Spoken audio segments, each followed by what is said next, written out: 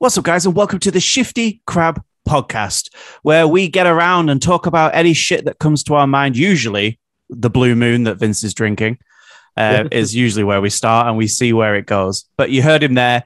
Joining me today is the best beard in the business, Mr. Vince Haley. How you doing, Vince? What's the happy happy? Doing great. I mean, it's been a hot week. It's been fun. Got a lot of good gaming stuff to talk about this week. It's going to be interesting. Yeah, I think the first half of this podcast is going to be pretty heavy on the gaming stuff because I know that our other co-host today has got a lot of gaming stuff to talk about. It is the pun master general, the retro king, Mr. Terry Jess. Terry, hello. Hello. I'm literally bursting at the seams, ready to give some gaming information. But yeah, I'm good. Podcast night. It's podcast night, which is a Thursday for once. We had to have a little reshuffle this week. So yeah, I feel like there's more to talk about. I feel like I'm a bit, I've been like a caged animal. And it has been a week. Obviously you're drinking Blue Moon. Still waiting for that sponsor. Though there is some Pepsi on its way to you. There is some Pepsi Zero Sugar. They said it can take up to a month. So I saw this. Explain this. I saw it on Twitter. So I ate, I don't know, whenever, probably about, it was July anyway. I went to London and saw some friends. And on the way, I got myself a Coke Zero. Now I drink Coke Zero all the time. From a can, lovely jubbly. Coke Zero. Is that the new taste bottle? Yeah. Yeah. Oh, shame. Yeah. See, that's why they're sponsoring me now, because apparently you slated them on social media. And they realized who the true Coke Zero fan, of Shifty Crab is. So, but I do have an admission to make. So anyway, I wrote a tweet saying that my day was ruined because I don't like the taste of the new Coke Zero. What I've realized is I don't like the taste of the new Coke Zero in a bottle. In a can, this is the new taste as well. Doesn't really taste any difference because you still have that metallic can taste to cover it. Well, okay, you're going for the sponsor. But anyway, I wrote this tweet. And about 2 weeks later, Pepsi replied to it saying, hey, we have a Pepsi Zero Sugar coming. Yeah. Maybe you can try it. So I dropped in their DMs. They couldn't send it to the UK, but I have the address of one and only Mr. Vince Haley. If you guys want it, I'll just put the address on the screen now. And yeah. They should have tweeted you. They should have said, is Pepsi okay? Question mark. Yeah. And you'd be like, yeah, all right, go on then. If you haven't, Now, full disclosure, I had to haggle to get it to Vince because they said, this spider's coming down on a spider web. Let me just remove that guy. It's a representative from Coke. Yeah. They said, has Vince sent a tweet out slating the new Coke Zero? I said, no. He's like, would he? I was like, no. So I was like, we're not. Yeah, I was like, we're not. Wow, shit got dark, real dark. Seriously, I'll send it to you afterwards. I'll you and asked you to talk shit about Coke. I think I can. I don't think. Wow, this is. I didn't think this stuff actually happened. Let me just see if the cola wars are truly still alive and well. Oh, they've been alive. Going for it. Jeez. I thought they were past that stuff. Their last message was, their message about this was, what are their Twitter or Instagram handles? Have they posted about disliking the new Coke Zero Sugar? And I wrote no. And they were like, would they? I was like, no, but I did. So I was like, send that as my forwarding address. So that's crazy. Yeah. Full disclosure. Don't really like Pepsi. So, stuff's going for free. I'll try it. Now you've told me that, it wouldn't put it past them. Like me thinking, you get like these, someone gets a viral tweet and you get these companies contact them and say, oh, would you mind posting an ad? And like, it wouldn't surprise me if now Pepsi message these people that had a viral tweet. Would you mind just slating Coke Zero for us? And then do you want to just send a message, please? And then we'll send you some free Pepsi. Crazy. But yeah, so that was my interaction with Pepsi. But it's been a weird week with companies, man. A weird week. Like, I'm going to go through it quickly. Like, I had last Thursday, last week. And last Thursday, Casey went to see some family in Lincoln. Yeah. And that's about, to be precise, it's like 70 minutes from our house to theirs, to be very precise, just over an hour. Anyway, she got to her grandma's and the car started to play up on the way. It wouldn't go over like 50 miles an hour. It was dropping. All the warning lights were coming on. Bear in mind, we've just got this car.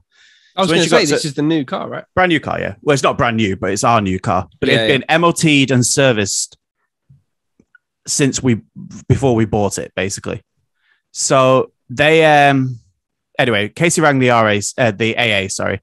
And which is, for the American friends, that's like AAA. Apparently, Vince was explaining to me because you have to go one letter better. Yeah, of course. So they came out after 4 hours, like, and picked up the car and to take Casey home. So she got in the truck, and the car got loaded up, and they drove her basically an hour out of the way. So this is late at night now. She's getting picked up, and it's like 11 o'clock. So it's late. Obviously, Casey's 6 months pregnant. So she's a bit stressed, but she'd been at her grandma's, so she was okay. Gets to this like garage, like a petrol station, and it's closed. Pulls up on the side of the road, unloads the car, basically tells her another driver will be along in about an hour to take you the rest of the way, and drives off. So just leaves Casey on the side of the road, 6 months pregnant once again, like very clearly pregnant, and just drives off. Anyway, the next driver who's supposed to pick her up and take her home doesn't show up after an hour. So I said, ring the AA. It's 24 hours. Ring the AA. This is like at this point. How far is she now from you? Like from where you live? The hour out of the way still leaves her about an hour from home because you just come from a different direction. It's about the same, but they're just driven in the total wrong direction. Why they're kind of did they parallel. Drop it off there? Why can't they just take it back home? Exactly. So the driver had finished his shift, so couldn't go any further, basically. So I don't know why he's picking up the car. So they could only go a certain amount of hours, blah, blah, blah. Yeah. So anyway, the next driver was supposed to turn up, didn't turn up. It was going past an hour. So obviously it's quite late. So I'm ringing the AA. Casey's ringing the AA as well. She gets through to them. The job had been put on hold. So no one was going to turn up. There'd been an error. No one was going to turn up. So she speaks to them. When can another truck get here? It'll be about another hour. Okay. She's like, or you can get a taxi home now. And she's like, what about the car? She's like, you leave the car there and we put it on the tow truck. And she's like, it's a brand new car for us. Like, is that safe? I'm in the middle of nowhere, petrol station. What would I do? She's like, you just leave the key on the bonnet. What? The car still drives, may I point out. It just can only go, by this point, it's like 30 miles an hour, whatever it is. It can't move. They're just telling her to leave the car keys on the bonnet and someone will come pick it up. And here's the kicker. I'm sure they will. I'm sure someone will come pick it up. Here's the kicker. They will pick up your car within 72 hours. This is insane. So, I've never heard anything like this. I'm at home. Obviously, we only have one car. So I am pacing, livid at this point. I'm speaking to the AA. They can't tell me anything because I'm not the account holder. Like, Casey's obviously flustered and tired. So I'm trying to get... She's not the best texter anyway because she never looks at her text properly. So they never make sense. So I'm trying to decipher that. She always texts like she's drunk. So I'm trying to work that out. Anyway, another hour passes, no driver. So we're ringing again. Sorry, the driver's actually near Leeds. We don't live anywhere near Leeds. Leeds is north. So he's coming from Leeds, past Mansfield, all the way down. He gets to her, I think, at like 4:45 in the morning. Like, and his job is to pick up that car and leave, not take Casey. He can't take Casey. He is taking the car back to Leeds, wrong direction. That's north. We live south. And someone will drop it off the next morning, the next guy on shift. So surely, like, with the AA, like, you're meant to have, like, the whole thing, you're meant to get taken back to where you've got to go, right? It's part of it, isn't it? Exactly. So we'd argued this fact. And so they said, right, we will get you a taxi. The taxi will take an hour to pick you up. So luckily they'd ordered this a bit earlier. So she only, from when the guy turned up to take the car, she only had like 45 minutes to wait. But he was actually a decent guy. He says, I can't stay because if I get stuck halfway back, you know, I've got to get back before a certain time. It's the law. Like, he just did it really slowly, loading up the car. So she only had about 15, 20 minutes to wait just by the side of the road on her own outside of the car. But obviously this is like she got home at like, I think it was about 7. And what time was she meant to have got home? About 7. Like, you know, she was 12 hours late and she was 70 minutes away. You know, it's ridiculous. Like, and the AA, the whole time through it, never apologized, never. They kept trying to say, we'll ring you back I'll check with my manager and ring you back. Not one person rang her back in the whole time. Like, crazy. She was there. That is it was terrible. Of. And then next day she was like fast asleep, obviously. Like, yeah, it took the whole weekend out of her. And I was supposed to have a job interview and stuff like that. And I was like, I'm going to have to cancel this because I stayed awake all night, obviously. So she got home and then she went to sleep. And then the dog, it's his turn. It's time to get up. So I was up with the dog and then trying to sort all this out, trying to get the car sorted out. Luckily, the garage we bought it from said that they were going to fix the car for free. I was like, you're not doing me a favor here. That's the law because it's within 14 days. So fix my car. They were very slow. Then half of their team got COVID. Then the guy who delivered the courtesy car to us had COVID. So there obviously COVID tests had to happen. Like, all fine. Oh wow! Like, so you've had a real. We got the car back today. This evening we got the car back. Tomorrow we're going to test drive it because my father-in-law's car's broken down and their garage has had it for about 4 weeks and haven't fixed it. So it's a whole. If you're going to test drive it, don't take it an hour away. No, just going to keep going around the same just roundabout. In case. Just go do the same loop. So yeah, that was from like, that's been like the week really. Like, it was a crazy few days, like, especially. So yeah. So AA, fuck you. If anyone for the AA is watching this, fuck you. Also, cool little thing, forgot to mention it last week. Hello to Darren, who is a fan of Shifty Crab, listens to the podcast and also watches on YouTube, who I bumped into me and said hello to me in the gym. That's crazy. So, yeah, does he work for the AA? No, doesn't work for the AA. Oh. But I was in the gym and I'd done a class in the gym. I did a spin class just to see if I wanted to do a test to see if I burnt the same amount of calories and my heart rate went up as high as it do when I do my own workout to the gym workout. And it doesn't. My workout was a little bit more. So I was like, okay, done the test. But then the guy came up to me at the end and he was like, this might sound really weird, but are you Adam? I was like, yes. He was like, do you do a podcast called Shifty Crab? I was like, I do. And he was like, I really like it. How did he find out about it? How did he know about it? I'm guessing he must have searched something. He said that I didn't really ask. He just said he'd watched it. And he has watched current content because he was on about Emily is Away too. Wow. Oh, wow. So, which brings me in before we move on to the actual point of the podcast. Bit of housekeeping, guys. If you haven't seen it already, there is a... I see this today. Jesus Christ. There is a 5.5 hours Shifty cut version of Emily is Away 3. We played through the whole game over 3 weeks and we put it into one video. We cut out all the junk. It is just the game. And we released the Shifty cut. Yes, the first part of it is in black and white. Yes, there is some dramatic music. No, there's not a post-credit scene because I ran out of time. But it may get released later as the Shifty cut. I can't believe you actually did it, you crazy bastard, and it is brilliant. Like, the intro is just so it's great. It's a thing of beauty.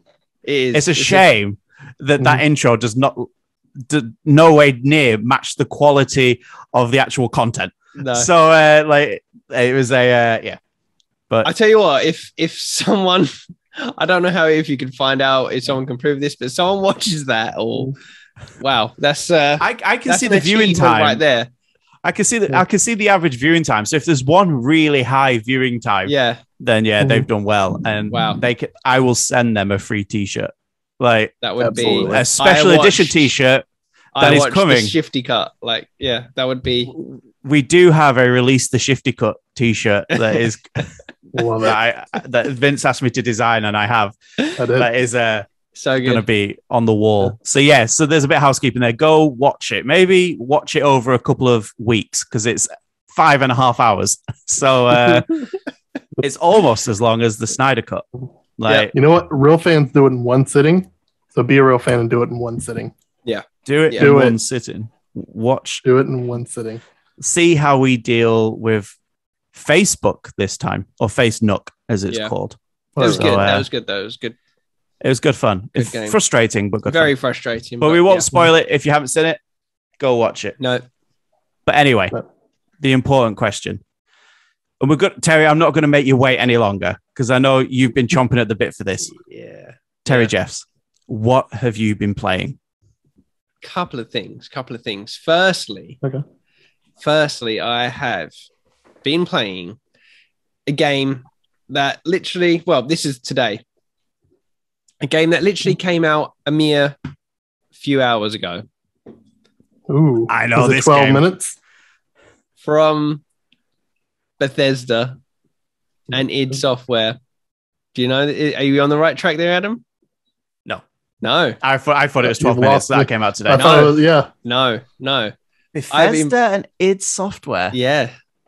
They shadow dropped Quake Remastered. Today. Oh. Is that today? Lovely. Today. They announced it. And I was like, oh, shit. That's cool. What consoles? Oh, all consoles? Oh, it's available now? It's on the store? Oh, shit. So I just downloaded it. I was like, okay, I need some Quake in my life.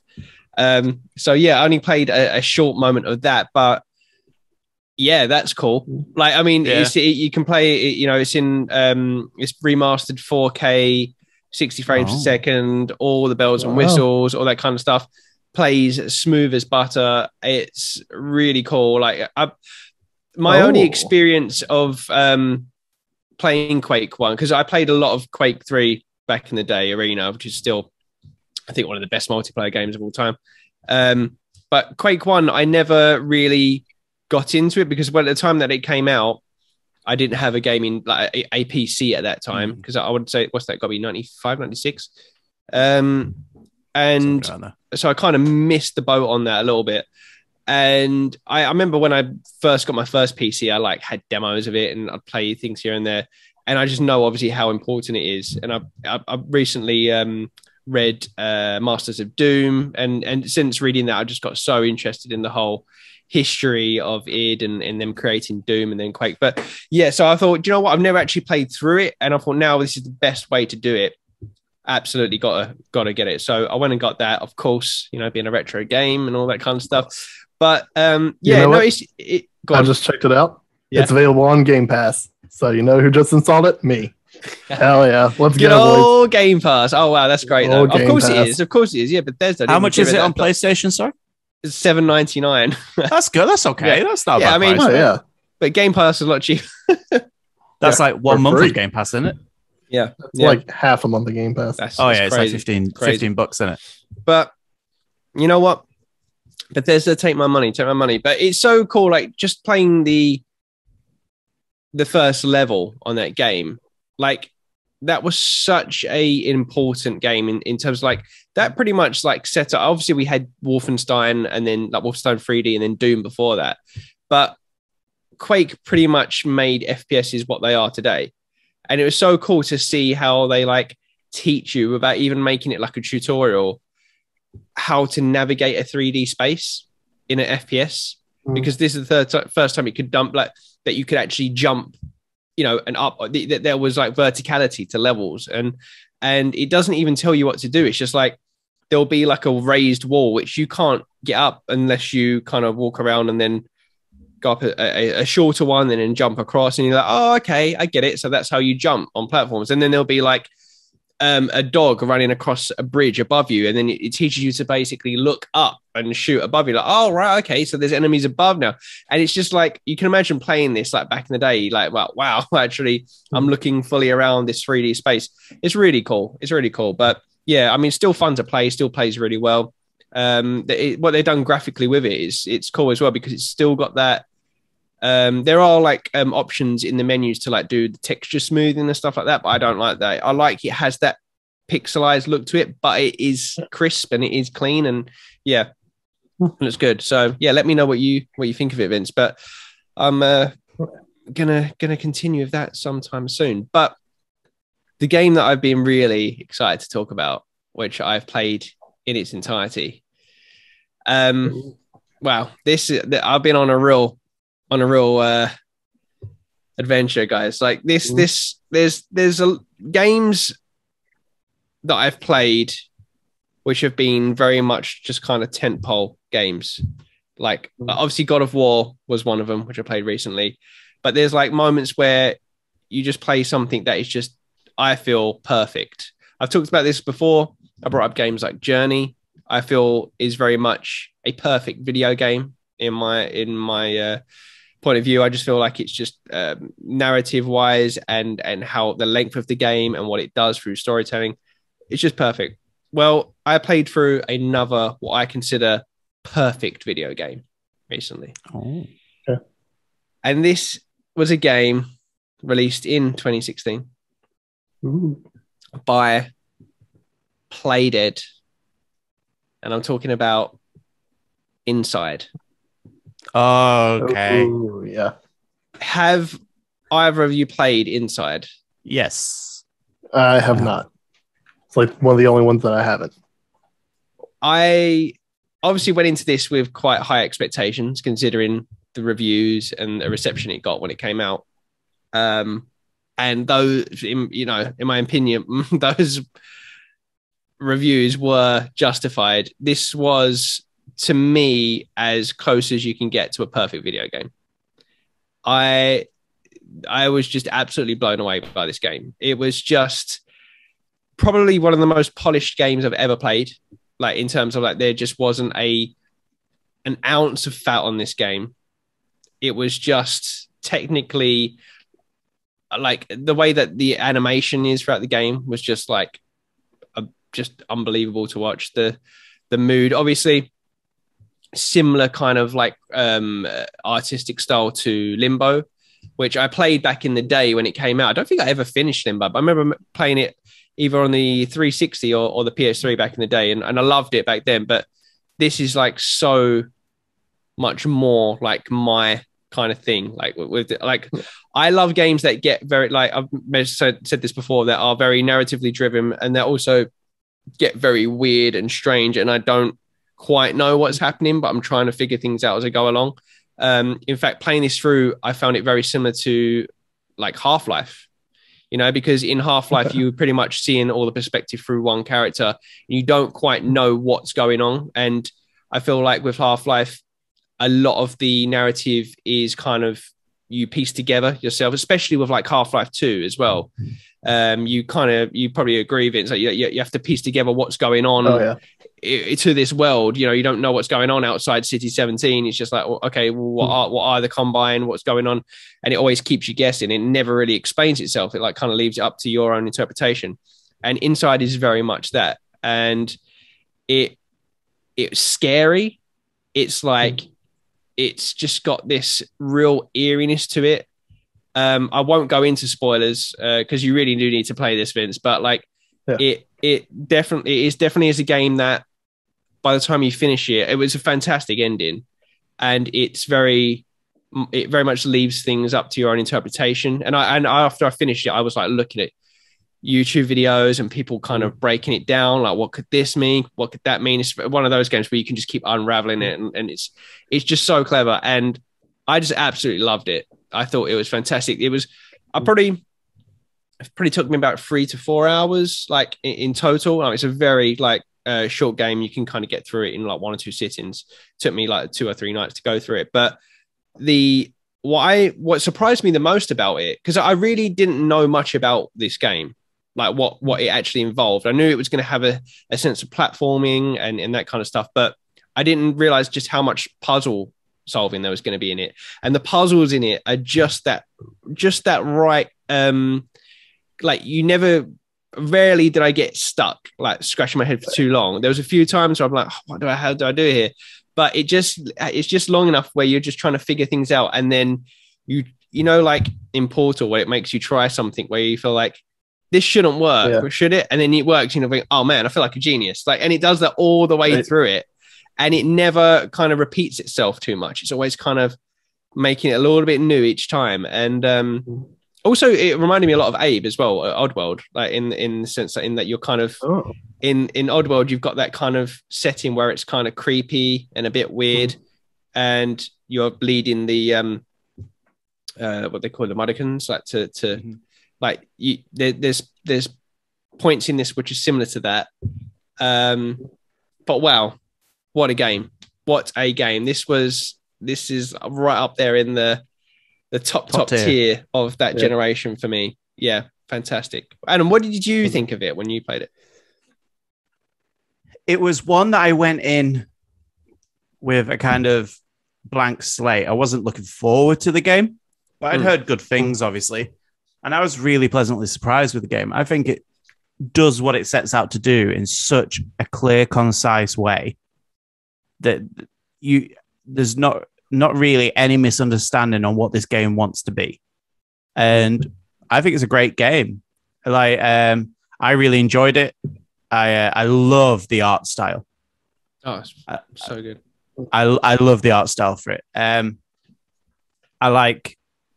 I think the puzzle side of it is really good. Like, well thought through. I would recommend like anyone to try this game out, because it's not so you said, it's not a stupidly long game. It's a good size. It's a decent sized game for what it is. And did we say you could get this on Games Pass? Is it? You know what? I don't know. Probably, yeah. Seems like the sort of game that would be on there. Like, it seems like the sort of thing that would be on there. If it is, I mean, yeah, it's the perfect kind of game to go on there. Yeah. And I do feel like it's like similar to Journey. I feel like it's one of those games which I think is perfect to introduce to people that don't play games. A little bit harder than playing something like Journey, because like you say, there is that puzzle solving aspect of it. You see, people could get stuck if not used to doing those kind of things. But I just feel like it's just shows how narrative can be told in such a clever way in these kind of games. Like, and it is very much like a game that just kind of propels you along. Like there are points when you have to kind of figure things out and puzzles and you can't get further, but it very much is like a lot of it you are just moving from left to right, just getting like moving through the screen. And another really cool thing about it is that every time you I think it's when you pause the game or when you go to load the game, it kind of shows dots down the bottom of the screen as if to show like your progress. So you always know how far you are, like, to get to the end. And especially when I was getting closer to the end, because I wanted answers. I wanted to know, like, what is going on here? You know, it's like I wanted to like keep going and just what is this ending going to be? But it's cool. Yeah. A cool little bit of a fact about it as well is I can't remember his name, the composer who does the music and all the sound for the game. The sound design is fantastic. Stig Anderson. I think it's like Martin Anderson, but I think his name's like Stig Anderson. He obviously did Limbo as well, but he did the music for Wolfenstein, New Colossus, and Youngblood, and also did the music for Control. Wow.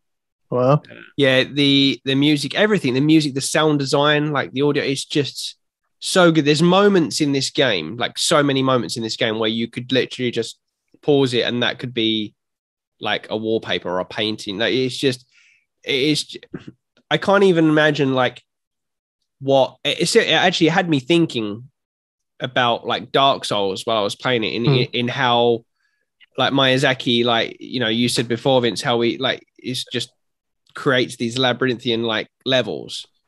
And I would love to see like some design drawings of what these levels look like, because I can't even imagine how they go, because I can't explain it, but it's like you'll be working your way through a level and then you'll kind of come back on yourself sometimes, like, and I think, wow, that was like really clever how they thought that out. And as I'm playing, I'm thinking, wow, this must have been so hard to design this game. So much thought and care has gone into these layouts of these levels. And I feel like they just nailed it, absolutely perfected it. But yeah, so good. And their next game is, I forgot the name of it, but it's the one that we saw in I can't remember whatever conference it was, might have been the PlayStation one, and we were like, holy shit, this looks amazing. That's that's not play. Yeah, because I didn't realize it, but that's it's not Play Dead, because that's what threw me off. It's because I think after Inside, the guys, I think it's the two main guys separated, and now one of them is doing. I'll have to find the name of it, but it's the one where you're the family. Like you're it's the parents and the child, one game, and the dog, and it's an alien invasion. Yeah, I'm trying to very similar, very similar to Inside. And I can't wait for that now. But yeah, so cool. I could try to remember what that game's called. Yeah, I can't remember. Was it not in your E3 notes? Because wasn't that at the Xbox conference? I'm gonna. I don't know if I have that book next to me. I did. No. That's not this one. I searched Play Dead and I'm trying to work out from there, but it's either Art Jensen. Somerville. Somerville. That's the new game from former Play Dead CEO. Yeah. So that is now. I was already excited for that, but now I'm like, because it's so like similar to that, and yeah, wow. I mean, the fact that you're trying to protect a young child and a dog in that, my god, I can't even. Oh, and by the way, this game, just like Limbo, Jesus Christ, it's horrific. Like you're controlling this young boy, and you get killed in horrible ways in this, like horrible, like uncomfortable ways. Oh yeah, they don't hold back. Yeah, and it's like it's eerie how it's always, because the boy doesn't ever make a sound, and it's just always so silent how it happens, and it's just some of it just makes you shudder. And it's so atmospheric, though, that game. It's so, oh my god. I just can't sing enough of its praises. I was just like, wow, that was incredible. So highly, highly, highly recommend Inside. Anything else on the Terry list this week? On the gaming front, no, but I did go to see, as I mentioned to you guys on Slack, went to see Black Widow. Okay, what did you think of that? Really enjoyed it. Really enjoyed it. I was never excited for this film. Just wasn't. And obviously I heard all the good things about when it was released. And yeah, I thought it was really good. It was funny. It was I thought Florence Pugh is very funny in that. Florence Pugh she's a huge star in the making, isn't she? Anyway, she is fantastic, and yeah, absolutely brilliant in it. Absolutely brilliant. And also, I always forget his name, the one from Stranger Things, but he was, David Harbour.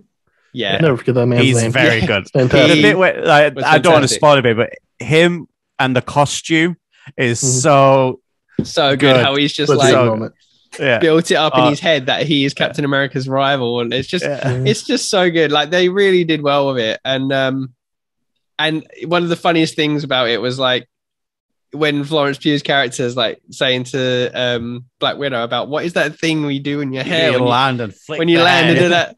It's just so good. Like it was great. It was great. Really enjoyed it. There's some really good moments in that film, I think. And I think Florence Pugh, obviously, probably going to see her in other things as we from the film, and obviously post credits and whatnot and everything. Stay around for them. Yeah. I'm looking forward to seeing her in as much content as she wants to be in, because her character is so well designed. Yeah. Like, it is so funny. Do you know who she's dating in real life? Yeah, Zach Braff. Zach Braff from Scrubs. Yeah, really. Zach did well. Zach did well. He has done well. He's done very well. I always used to joke that in Scrubs, he always got all these like unrealistically hot women, like just ended up with all these like models every week and stuff. And he's actually done it in real life. Good on him. I think some of his exes have also been he's done well for himself. He's done well. Yeah. I saw a film with him not long ago, and I'm trying to remember what it's called. It had him, Robert De Niro, and Tommy Lee Jones. Yeah, it's a bit like the producers. Weird cast. It's a weird cast. It's a bit like the producers, and basically, it's trying to do an insurance scam, like on a movie set. So the premise is that Robert De Niro is this director, and Zach Braff is his nephew, and they work in the films. And basically they realize that if they insure the main actor for a lot of money, if they die, they get a shit ton of money. So basically they hire Tommy Lee Jones, who's this washed up actor who is kind of trying to kill himself. And basically Zach Braff doesn't know. Rob De Niro is just basically trying to murder this guy on accident for the whole film. Like, but right. And yeah, it's got Morgan Freeman in it as a mafia boss. Like, it's a surreal film, but do you know what? It's an okay watch. It's a good Sunday evening watch. I think the last film I watched with Zach Braff in it was X. Do you remember that? With Jason Bateman. Oh, I haven't seen that one. No. Yeah, it's he's done some good films, Zach Braff. He actually does it, like Garden State was always a good one. When he did that film, obviously with Natalie Portman and whatnot. Never seen that. Yeah, that was his first directorial film. He directed it and starred in it. He's really good. But he also has helped direct Ted Lasso. He did a few guest episodes on the first season of Ted Lasso, and he's been nominated for a few awards for his episodes. He's done all right for himself. Not a bad guy. So Vince. Yeah. Over to you. What have you been playing? Like, if you mention any sort of like a Souls-like game, you have to down your drink. I mean, I did finish Dark Souls 3. So you finished it. Congratulations. Have you moved on to Sekiro yet? Not yet. Taking a small detour. Little bit of detour after that. If you say Bloodborne again, like what's the with Dark Souls 3 finished? Where does it go? What's the ranking? Where does it go? Do we have an official ranking? Adam, take a list. Official ranking. Here we go. Of all the ones you've played so far. Of all the ones I've played so far. So out of the 4, let's start at the bottom. Number 4, Dark Souls, the first one. Wow. Okay. Dark Souls 1. Okay. Yep. Controversial pick. Is that the one that's been remastered for PlayStation 5? No, it's Demon's Souls. No, that's Demon's Souls. Demon's Souls. I'm sorry. But Dark Souls is normally most people's favorite, right? Like, oh yeah. I feel like for some reason people love that game, and there's some weirdness to it that playing the other games, I'm just like, that doesn't really hold up super well, but whatever. Okay. Number 3, Dark Souls 2. I'm saying it, putting it above 1. Controversial pick, putting it above 1, of course. Number 2. Here we go. Dark Souls 3. Dark Souls 3. Absolutely. Number 2. It was really good. I'm going to be honest. I really enjoyed my time with that game. What did you like more in 3 than you did in 1? More in what made that's number 2 and number 1 be number 4? If that's a lot of numbers. You know what I mean? That's a lot of numbers, but yeah. What would put that above the first game? A lot, really, because like there's so much they learned from their mistakes, making all these games, making Bloodborne, making 2. Like, Miyazaki is a genius. I gotta be honest. Like, he took what the newer consoles were capable of and actually applied them to something incredible, because this game feels bigger, but yet still interconnected in level design and gameplay and all that. Like, it is kind of the pinnacle of where they are at. I mean, nothing really kind of beats out Bloodborne, because that's number 1. Obviously, it's the only one left. Bloodborne was great.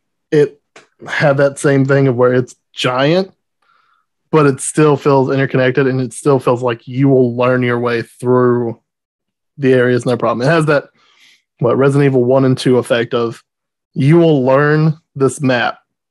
You will know where you are in relation to everything. 3 carries that over super well. Like, at no point backtracking did I ever feel like lost or anything. Like, I mean, granted, that's dying and having to go through the area several times, but that's kind of the point of the game. That's that's how it goes. A quick question. This is obviously total outsider with the Souls games and stuff like that. Yeah. Are Dark Souls, Demon Souls, and Bloodborne in the same universe? Or are they total different entities? They're different entities, but I think people try to shoehorn them in, twist it into the same universe, roughly. Like there's conspiracy videos on those kind of things. But it's the same. Is it the same concept of game? It's very hard. There's ridiculously hard bosses. Is it like? Yeah. Is it just like? Yeah, that's the main. But there's obviously a loose story or a big story connected depending on the game. Yeah, peek behind the curtain.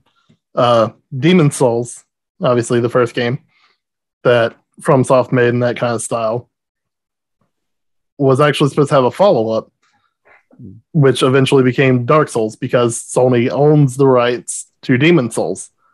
But they want that game to be on more consoles, so they just created Dark Souls instead of Demon Souls 2. That's kind of how that worked. It was supposed to kind of be its own franchise-ish, but I'm sure. I mean, obviously they did because they came back for Bloodborne, so... True. Which is why I don't think we're getting a Bloodborne 2, even though it'd probably be cool. But we're not getting it. Not getting it, folks. It's over. You don't know just that. I mean, Bloodborne. I don't know how Bloodborne ends, but it could happen in the future, right? They could do Bloodborne 2. It could happen. They will. When they run out of remasters to do, and they have to make something else, and this Elden Ring falls on its face. Like, they are going to have to... Elden Ring will be... Do you think Elden Ring is going to be his masterpiece, Vince? It could be. I mean, right now, Bloodborne's his masterpiece. Unknown entity. I mean, Martin, but Miyazaki knows how to do lore and all that. Like, everything he's created so far has this deep mythology to it, and that, like... But it's not his lore, though, this time.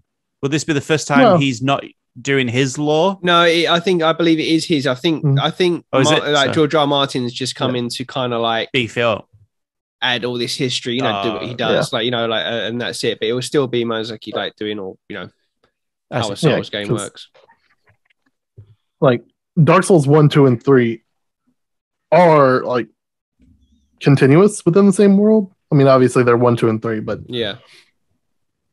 there's things in 3 that I'm just like, this just ties everything together. What the hell? Like, there's 2 areas in the game that are very much from Dark Souls 1, and it puts a nice little bow on everything a little bit, kind of, in a way. And in Elden Ring, that's the one where you get to play as Jon Snow. That's the one where you get to play as Jon Snow and the Wind Walkers, right? Or the Ice, whatever they're called. The Wind Walkers? The White Walkers. Yeah. And it's the Battle for the North. The Wind Walkers. Whatever. That's the Zelda game, right? That's the Zelda. Okay. Yeah, Wind Waker. The Wind Wakers. But yeah. The Wind Wakers and the Wind Walkers. Have we got, what's the release date for Elden Ring? Was that announced in the trailer thing? Yeah, it's January, right? Yeah. Okay. Like that. Not too long to wait then. A couple of months. No, not too long to wait. But still got to get through Sekiro and Demon Souls. Again, I ever get my hands on a PS5. I'm guessing Sekiro's next then. Sekiro's next. Yeah. Again, Sekiro is meant to be hard, like hard, isn't it? I think it was the first one that I saw, because obviously I knew of the other games. It's obviously not my cup of tea. I think I will play one of them one day, and I will probably instantly hate it, but I will give it a go. And I'd recommend Bloodborne. I heard that people were turning off Sekiro because it was so hard. Like it was brutally hard. So if you want to torture yourself, Vince, go right ahead. I mean, I'm sure I will. I've made it this far. There's no turning back now. Yeah, we'll come back to you and see where it goes in your rankings when you've done it. Anything else on the list, or has it been mainly just been? Oh yeah, a couple more things. Oh, okay. Since I beat Dark Souls 3, like, loved it. Wanted to take a break from Soulsborne games because, minor detour right now. I jumped back into Nier Automata to get my ending B, and I did it. Like, I may have stayed up till like midnight one night just playing through it because I did not want to stop. Because it's one of those things where like, I'm close to the end, I may as well keep going. And 4 hours later, it's midnight and I've finished the game. So, it's it's one of those. How long does it take to go from start to an ending? If you hammer it, very much depend. If you're just going like straight story linear, yeah. I don't know because I've never done that. Like, okay, well. 10-ish hours, 8 hours, I don't know. But here's the kicker. So, because you have to play through the game 3 times to get the full story. Which is a ridiculous concept, may I point out. So I continue. You say it's a ridiculous concept, but let me just blow your fucking mind right now. I'm ready to be blown. So, blow me. Yeah. Gotta go fast, right? Gotta go fast. So, focus, because I was like on this game, like the ending B, phenomenal. Like, because you're playing as 9S, he obviously has a different ending because slide spoilers, him and 2B get separated at some point. So he has kind of a branching story there, so you get to see his side through the end. And gets a pretty significant revelation in ending B, but it still ends kind of the same way ending A does. So I figured, third go around, different character, A2. I'm going to spoil it. It's A2. You get to play as A2. It's just going to be the same kind of like story beats. It won't matter now because you haven't played the game, but if you play the game, which I highly recommend because this game's phenomenal. Terry, you were talking about perfect games. This is a perfect game. Nier Automata is a perfect game. Wow. Start to finish. I thought, you're just playing through, same story, but from another different perspective. It's all going in like, this is where it ends, is how it goes. Third playthrough, no. It's another half of the game. Like, it picks up from the ending of ending A and B and continues the story. So I am super excited to like keep playing through this because it does some real gut punches in like the first 30 minutes, hour, maybe even first 10 minutes, depending. Like, jeez. It feels like a sequel to the game you just played through twice. Like, it feels like they went in and they packed the sequel into the game itself. It's incredible, and I'm so mad at myself I didn't play through all these endings before because I only played the 2B section and got ending A the first time I played this game. And now I'm mad at myself because there's like a whole other game in here that I'm all in for. Unfortunately, I died, didn't save, so I had to redo everything all over again. But the opening to that is so amazing that I'm not dreading it. I cannot wait to go back and play through it again because holy shit. And all these different playthroughs and different endings, are these all part of the base game? Or are these aren't things that were added in patches or updates or DLC? No, these were all included in the game. There's something you don't really see these days. Like, because what you're like talking about normally will be something that like, like a games for like service game, like where it would just like add this like 6 months down the line. To get something like that all in one package, that replayability, it's not something you see often anymore. You used to back in the day. Yeah. So there's a total of 26 endings. Obviously, majority of them are joke endings. And some that are just kind of like, you went the wrong direction during this main story part. Oh, you abandoned the battlefield, game's over, credits. Like kind of jokish endings like that. But I think the only real endings are endings A through E.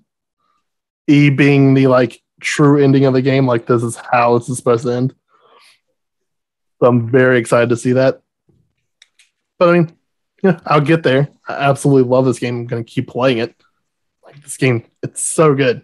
I was talking about how Miyazaki was a genius. Yoko Taro, underrated genius. Like this game has flown under so many people's radar that I'm just surprised more people aren't gushing about this game. It's incredible.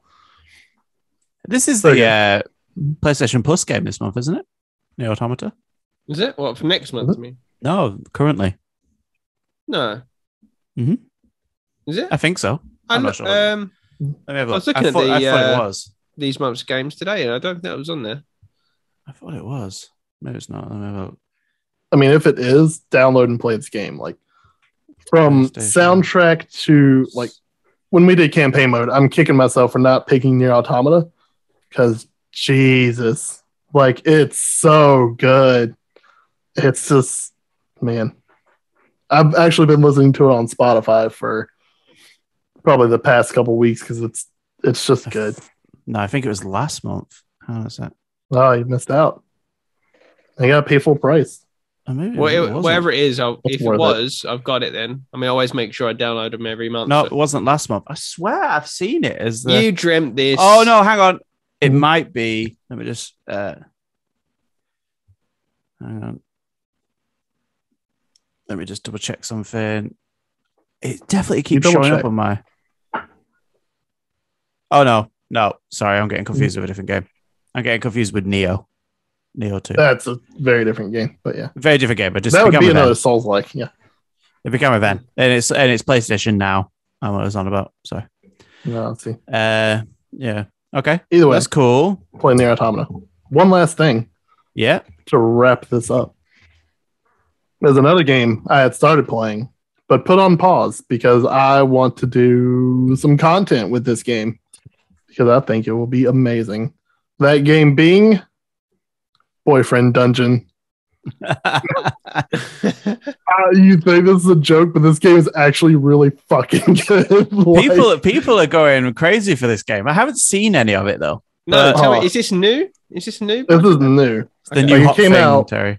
Last week? Maybe. Yeah. I downloaded what type it on of game whim. is this? This is, oh boy, you're in for a treat. This is a dating simulator / dungeon crawler where you date your weapons. Okay, so there are weapons that can transform. There's people that can transform into weapons. Okay, right. Okay, and so you meet them, in the dungeon because obviously, or the dunge as they call it, in the dunge. The dunge, yeah, because it's a bit hipster, a bit you got to be cool about it. You go to the dunge to level up and make money. It's a thing they actually say in this world. Ready to get some. You go to the dunge. Why are you in the dunge? Just to make money? No, to battle your demons. Because obviously this game also, on top of the dating simulator, on top of the dungeon crawler that this game is, you also have to battle your demons and learn as a form of therapy. It sounds like Persona. It's a bit Persona-ish, but God, this isn't made by the people that made what was the daddy dating sim? Dream Daddy. Dream Daddy. Not those people, no? No. Not those people. I've seen what it looks like, Terry. It's very different. Okay. It's very different. But, it's so good. Joking aside, I put probably maybe an hour-ish into this game, just trying it out because I saw the trailer. I was like, it's on Game Pass. I'm downloading it. This looks goofy and silly, and holy shit, I was not expecting it to hit some issues pretty hard. I mean, you've all probably seen kind of the slight controversy going around about the whole trigger warning at the beginning about I've not seen I'm not down with it. I'm not down with the kids this week. I've not seen anything about this game at all. This is the first I've heard about this game. So there's a character in there that's an absolute piece of shit. I'll say it. He's kind of racist. He's a bit stalkery. There's a moment where, your cousin sets him up with you and you come home one day and find a rose on your doorstep and he's texting you hey, did you get my present? I was like, that's a bit weird. It's a bit much, friend. A bit much. And he's a weaponsmith. You can go to his shop and buy upgrade materials and stuff like that. I have not been back in his shop yet because I want to avoid this man at all costs because he's fucking creepy. Is it meant to be? Is he meant to be creepy? Oh yeah, he's meant to be creepy. He says shit he prefers pure weapons, not ones that turn into or people that turn into weapons. So he's a little God. not great of a person. So this is like all these underlying themes going in here as well. Oh, absolutely. Because there's there's a lot of trigger warnings at the beginning, isn't there? There is. There's a option at the very beginning to get supportive messages from a character called Mom. And you can obviously toggle that on and off throughout the game. Yeah. Which I like them because this is obviously a super supportive parent. You get text messages, you can reply to them and everything. It's great. Your mom's some looking people out for you. obviously have, maybe brings up hard memories. If they've lost a parent or something like that, it might be a bit too much for them. So it's good that they added that one in. Oh yeah. And the thing that made me really super on board with this game, when you're creating your character, because you can create your character, you have a little sprite kind of characterish thing. Mm-hmm. You get to choose your pronouns instead of your gender or whatever. They have he, him, she, her, they, them, which obviously really good. But at the bottom, right below that box where you select it, it says whatever pronouns you choose won't affect your dating possibilities. That's good. That's awesome. No matter who you want to date, they'll just doesn't matter. It's so good. I'm not kidding. This game is actually really fun. I'm just I said, I'm probably making some content out of this. Oh yeah. Are you playing this on you said you're on Game Pass, didn't you? Playing on Game Pass? Oh yeah. Game Pass. It's on. If we could work out a way, if we could work out how to make content out of this, then we should. It looks like a what do they call it? The Hades developer. Looks like the gameplay looks like that. The hack and slash. Oh yeah. It looks like a Bastion kind of. And see, the way you level up your relationship with these people. I'm gonna say people. It makes more sense. They're not just tools; they're people. As you go through the dungeon with them, so you have a character that turns into an S-stock, another one who turns into a sword, another one who turns into a dagger. At least those are the characters I've met so far.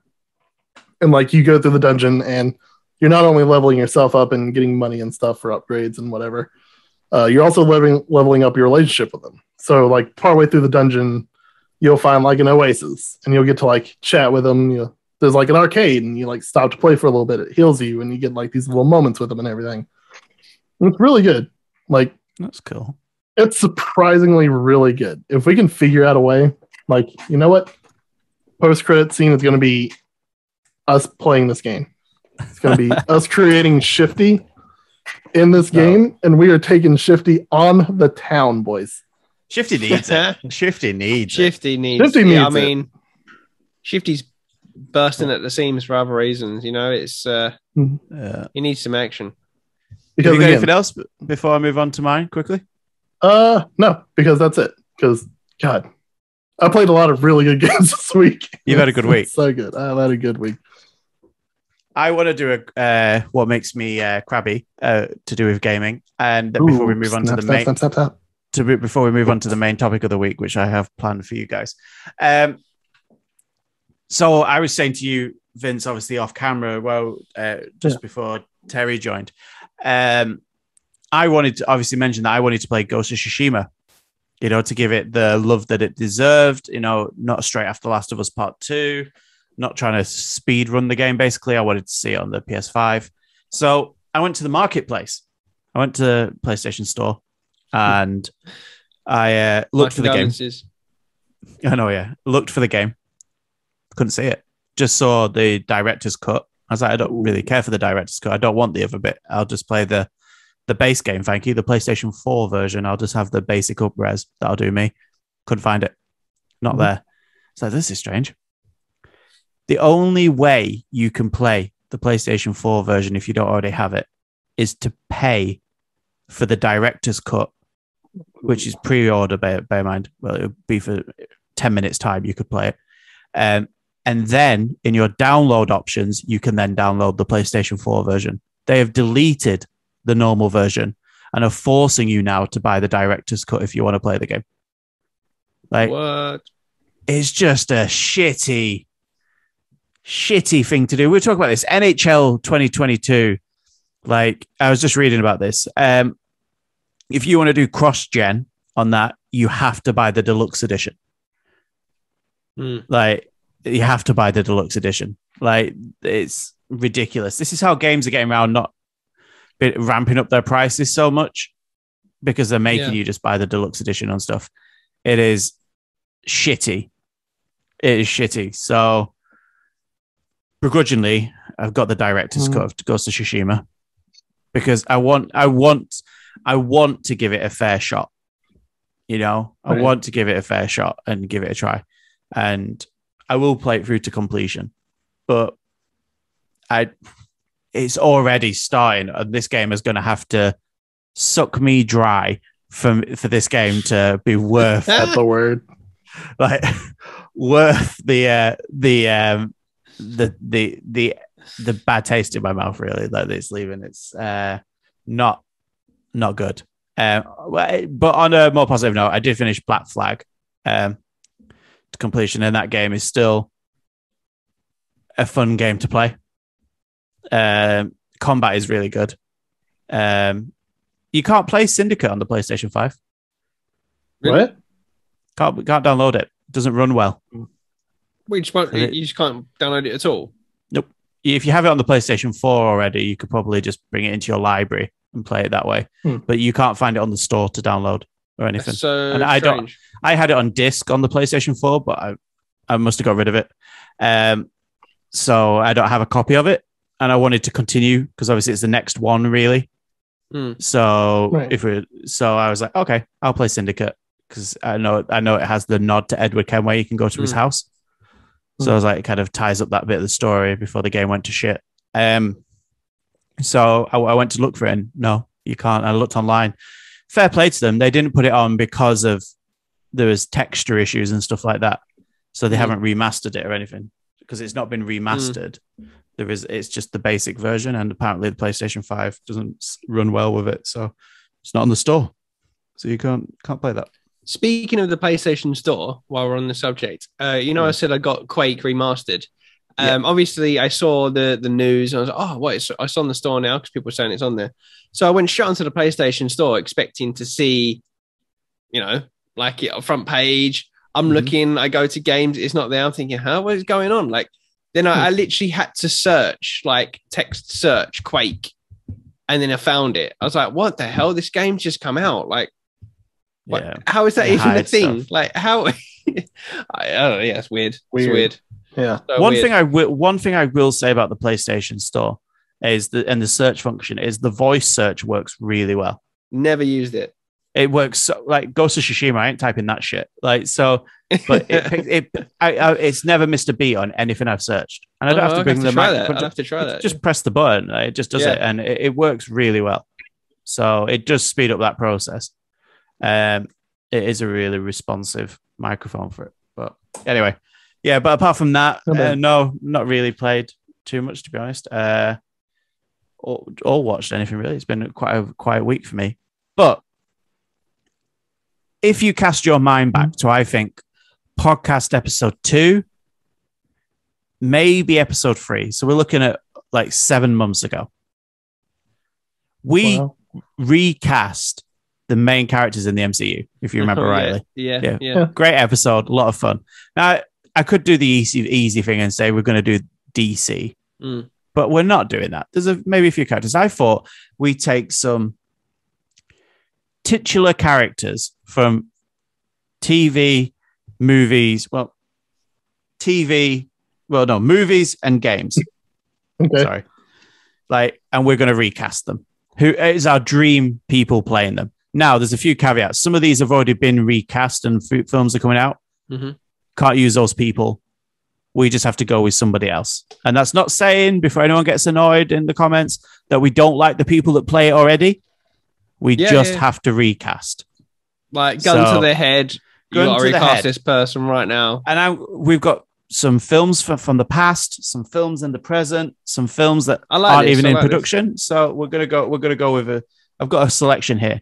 So Vince, are you ready as well? I see I'm ready. You're heavily involved in trying to set something up. I think I've seen. I'm just testing a thing, and I think that's gonna work. That's good. You ready? Oh yeah. Number 1 on the list. Indiana Jones. Oh. Who would you like to see? Now, Indiana Jones, original age, not Indiana Jones now, like old man Indy. It's not old man Indy. It's Indy when he was like, what? He's like, I'm guessing 30. Like his 30s, right? Late 30s. I need to understand this detail. Okay. Are we recasting? Are we like going back in history and recasting those films? Like, so we're pulling Harrison Ford. If it is being made now, if it's being made now, like a remake kind of thing, like remake of Indiana Jones. Yeah. Okay. These are all reboots or remakes. Okay. Who are using from now to play Indiana Jones? Mm-hmm. And if you want to use the same person for a few of these, you can. That's not fine. That's not an issue. So that's the problem, because my answer is probably going to be the same for everything, or maybe we'll see. Who you casting and everything? Oh, Idris Elba. Listen, Idris Elba. I don't see Idris as Indy. No, I don't see him as Indy. No. Come on. Can you imagine? I get to use my Idris impression again. Like, can you imagine? Those fucking snakes, mate. Don't bother me, man. Fucking hate snakes, mate. Fucking hate them. Like, I mean, he does. He's played American like characters before, has he? Yeah, but Indy's got a bit of like. Indy's got to be American, and I think Idris is better when he's English playing. Yeah, so. I don't know. Yes. I don't know. Okay, let me throw out my second choice here. Okay. All right, you ready? Keanu Reeves. Keanu Reeves? No. He's not charismatic enough. Yeah, I was gonna say hasn't got the charismatic enough. No, he's charismatic in charismatic in a mysterious and brooding way. Yeah, that's not what Indy is. Yeah. Indy is cocky and arrogant. Yeah, like he's cocky and arrogant. This is why Idris Elba would be perfect. Come on. Like, I can understand the logic for. Yeah, I just can't imagine Idris Elba with a whip. He's still got to wear the outfit. Harrison Ford does in the Indiana Jones films does so much with no words, like just with his face, like where like he'll like throw a punch, like and like it doesn't affect the person, and he does his face like, oh shit, like I shouldn't have done that. I'm gonna get punched in the face now, and it's got to be someone that can give. I don't know that you've obviously got someone. Who have you got in mind? I don't, and that's the thing. I wrote these down, and I've not given it any thought. So what I tried to do is I wrote this down just before Vince came on the call. So I haven't given it any thought. So I'm racking my brains going through the file of facts of people. And can we go to that so we can come back to that? We can come back to it. Yeah. What was it? 1, 2, 3, 4, 5, 6, 7, 8, 9, 10. Pick a number between 2 and 10, Vince. 7. 2, 3, 4, 5, 6, 7. Actually, there's 11. So, Tomb Raider as a film. These are all the TV or film adaptations. So, who would play the new Tomb Raider? So we're getting rid of. What was the name of the woman who just played it? Just played Alicia Vikander. Yeah. So she's gone. Easy. Not Idris Elba again, I promise. I was going to say, if you claim Idris Elba for Tomb Raider. Florence Pugh. Yes. Yeah, Florence Pugh would be a very good Tomb Raider. Absolutely. Because she was good in Little Women as well. She was good in Little Women, so she can do the posh. Yeah. The side of it as well. I was thinking I don't know how she is with the tough, the gritty side of it, but is a good actress. Lily James. It's pretty good. She's quite versatile, and she's got the accent because it's her accent. So, Florence Pugh was in that one movie that I just completely forgot about. Fighting with Family. No, it was the weird horror movie, Midsummer. Yeah. Oh yeah. So she could probably do the gritty, right? That's a qualifier for that. No, she could. I'm on about Lily James. I don't know if she could do. She could do. Don't know who that is. She was in Baby Driver. She's the love interest in Baby Driver, and she's also. Have you seen the picture of her as Pamela Anderson? Ridiculous. Absolutely insane.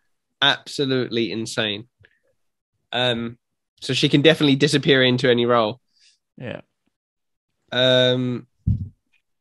Oh wow! I feel like I should have an answer for this because I feel like I've said for like many years about, like that person would be perfect, and I can't think of who that would be now. It's difficult when you're on the spot. It is. I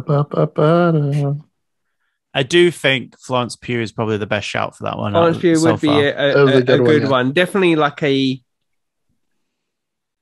can't see her as Lara Croft, but I can see her as a like kind of reimagining of what a modern day Lara Croft could look like, you know? Yeah. Well, I've put her as the stand-in for now while we think about it. Pick a number between 1 and 11.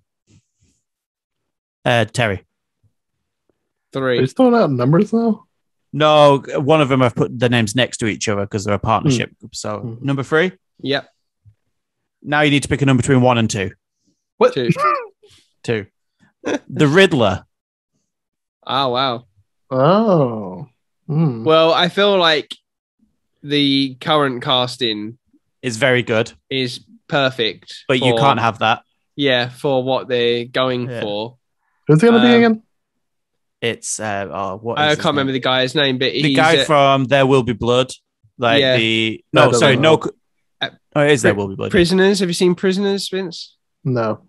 Oh, that's a good film. That's a great film. You should watch Prisoners. What else is he in? He's been in a lot of things, but he's a really creepy actor. Like he's always cast as the creepy guy, and you can like see what they're going for, like with this Riddler.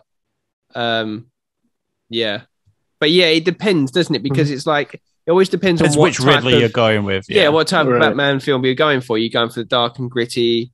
Are you going for more? Let's say Nolan. Yeah, we're going for Nolan era style. The rumor, I remember the rumor back in the day before the Dark Knight, or was it before the Dark Knight came out? Before the Dark Knight Rises came out, the rumor was it was going to be the Riddler, and the rumor was going to be Johnny Depp back then. Yes, that was the rumor. Yeah, it was going to be It was going to be Johnny Depp as the Riddler, and who was it? It was going to be someone as the Penguin. I can't remember who. I can't remember who the Penguin was going to be. I can't remember who that was. Oh, I think people were rumoring it was going to be Philip Seymour Hoffman. That was going to be the Penguin. He would have been a very good Penguin. He would have been very good. Yeah. Very good. Yeah. But yeah, that didn't happen. But wow, okay. We're going no one. I'm gonna throw a name out there. Mm-hmm. Jake Gyllenhaal. See, I initially thought Jake Gyllenhaal. Yeah. I thought Gyllenhaal could do a job there. I also had. I like that. Is it Mads Mikkelsen? Mads Mikkelsen? Yeah. I think it'd be too intense, though, you know? I feel like Mads Mikkelsen is probably more of a Joker than a Riddler.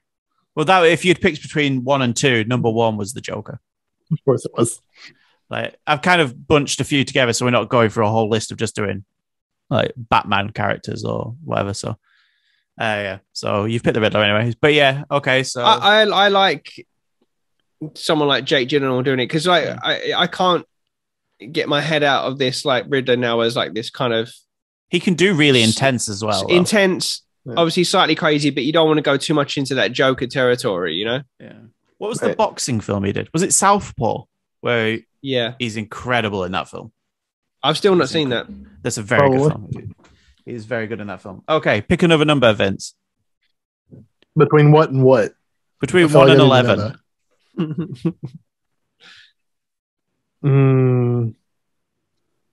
4. Well, ironically, it's another DC character. Catwoman. Catwoman? Oh. A new Catwoman. So no Anne Hathaway. No Halle Berry. No. Who else has played Catwoman? I don't think many other people have played Catwoman. Again, I think the casting they've done at the moment is fantastic for who's the Catwoman? Batman. Who's Catwoman? Zoe Kravitz, Lenny Kravitz's daughter. Yeah. She's a fantastic actor, and she will play that role really well.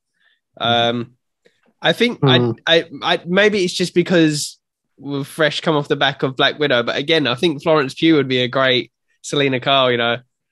She probably would be. She's gonna be busy. Okay, but I can't think of anyone else right now. But there must be some other. There's someone I'm thinking of, but for some reason I can't name a name. Florence Pugh. Evan Rachel Wood. There we go. Yeah. That'd be a good shout. I could see that. Yeah, that's a very good shout. What else we got? Yeah, no, I think that's a good shout. I was going to say the woman from Queen's Gambit, but I don't think she's right. Ooh, what? Yeah. No, what's she called? What's she called? From Killing Eve. Yeah, I was just thinking her. I was just thinking Jodie Comer. Yeah, Comer. and she I suggested her for Black Widow, I believe, when we did the Marvel one. Was it Black Widow? Yeah, it was. Yeah, it was. She would be a very good Catwoman. Yeah, and she's in that Free Guy as well. I saw the trailer for that. Yeah, I want to go see that. She'd be very good at it. Okay, let's move on. Terry, pick a number. 1 and 11. 1. We've had 1, so pick another number. 4. We've just had 4. Pick another number. 8. You gotta narrow it down a little bit. Jesus Christ. 7. Green Lantern. We're going through a bit of superhero. There are a lot of characters that aren't superhero on it, but we're just picking up. Oh, there goes my camera. I'm gonna say it. You know I'm gonna say it. No. What?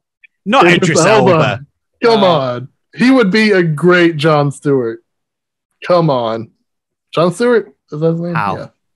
Hal. It depends which way you're going. Who is the current?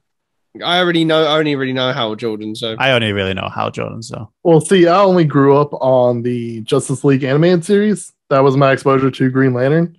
So to me, it was always Jon Stewart, right? Right. Is that even his name? Am I just confusing him with the American comedian? Jon Stewart does. Used to do the Daily Show, isn't it? Yeah. Green Lantern. So who to play Green Lantern? It's a difficult role. Like just Jon Stewart. God, I knew it wasn't crazy. I don't know too much about the character of Green Lantern. Superhero that's cocky, that learns to have pride. Yeah. Usual. Did Ryan, apart from being an abysmal film, did Ryan Reynolds play the character well or not?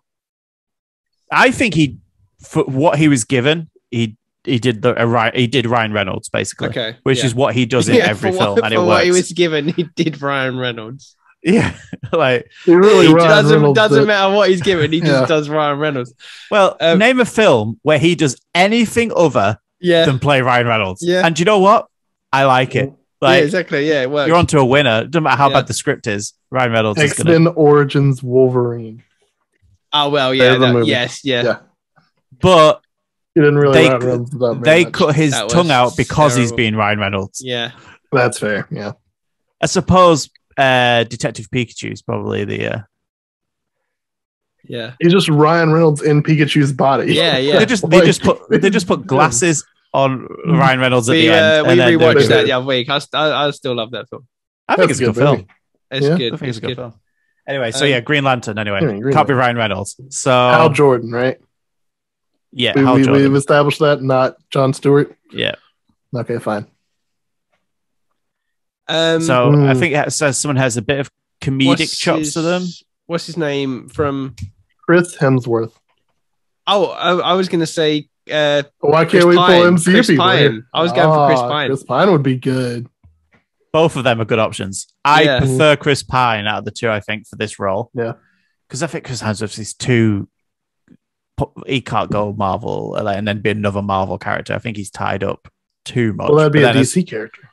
Another Marvel character. Oh, yeah, sorry, DC. So he could do it. But we'll put Pine and Hemsworth down for now. I mean, but Idris Elba, Jon Stewart. No. Pine and Hemsworth. Let's see. Okay. Let me just do the new numbers for you guys and use your moan like bitches. 1, 2, 3, 4, 5. Between 1 and 5. Between 1 and 5. These are new numbers, so you can pick one. So you can pick. Yeah. Let's go for a 2. We already had that one. No, I'm joking. So 1, 2, 3, 4. Sorry, 1 and 6. You stay with 2? I'll stay with 2, yeah. Joel from The Last of Us. Oh. Can't be. Is it Pedro Pascal who's playing? Yeah, it can't be Pedro Pascal or I guess Troy Baker. Yep, can't be either of them. Has to be a new. So there's an obvious one for this, which is Hugh Jackman. That's obvious. That's not where my mind went. Logan is basically Joel. like he's gruff, has a beard, reluctantly kills things, struggling with life. That could be me. Okay. I just don't kill things. Fine, I'll rephrase super gruff, whatever. Square head, beard, like very square, like shoulders, like grunts a lot. Like that was gonna sound crazy. I don't know. If you say fucking Idris Elba, because Idris Elba could do this role, but he could, but John Krasinski. Oh yeah, he does good with a beard. He does good with a beard. Like, you're just thinking Quiet Place, right? I'm thinking Quiet Place, absolutely. Yeah. But I mean, hey, like he could do it. The closest thing we've had to The Last of Us on film, really, isn't it? I'm gonna go with because he's already played basically Joel in a way. Would be Viggo Mortensen. Because if you've seen The Road, he's the main guy in The Road. Yeah, like obviously not as physical, more cautious, but he's a great actor. Can rock a beard. Yeah, sure can. Maybe a little bit older now. Maybe a bit older now though for Joel. I'm not sure, but that's kind of the thing, isn't it? Like Joel's at least in his what? Yeah, but Viggo must be in his 60s now. I think he was in his 40s when he did Lord of the Rings. He's the white man in Hollywood. He'll be an actor forever. I suppose Green Book was the last thing that he did that was quite What a film. That's such a good film. Yeah. Never seen it. You should watch that. It's a good film. Mashara Ali. So we've got Krasinski. We've got Krasinski. We've got... that's really stumped me, the Joe. I'm putting Jackman on there. Fuck you. I do think Jackman would be a good shot, but Logan's too, like you say, it's just too similar. Like it's too similar role. I understand your bad takes. It's okay. No, who else could it be? Do you know what? I'm going to throw something out there, and because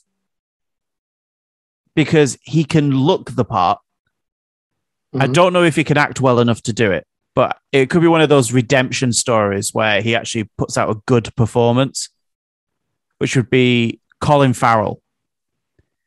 Oh, because he can do the gruff look. He's done the beard thing before, like in Crazy Heart. He's got the beard. He's had the slightly longer hair, and he can do like beat up and struggling and carrying on going.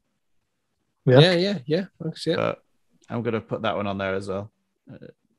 I'll put Elba on there as well, just because I don't want to keep. Of course, put him on there. We've got a few on that list. We'll come back to it. Pick another number. Whoever's next. You've got. I think it's Terry. 1, 3, 4, 5, 6. 1. Back to the comic books. Batman. Oh, I know this one. Straight up.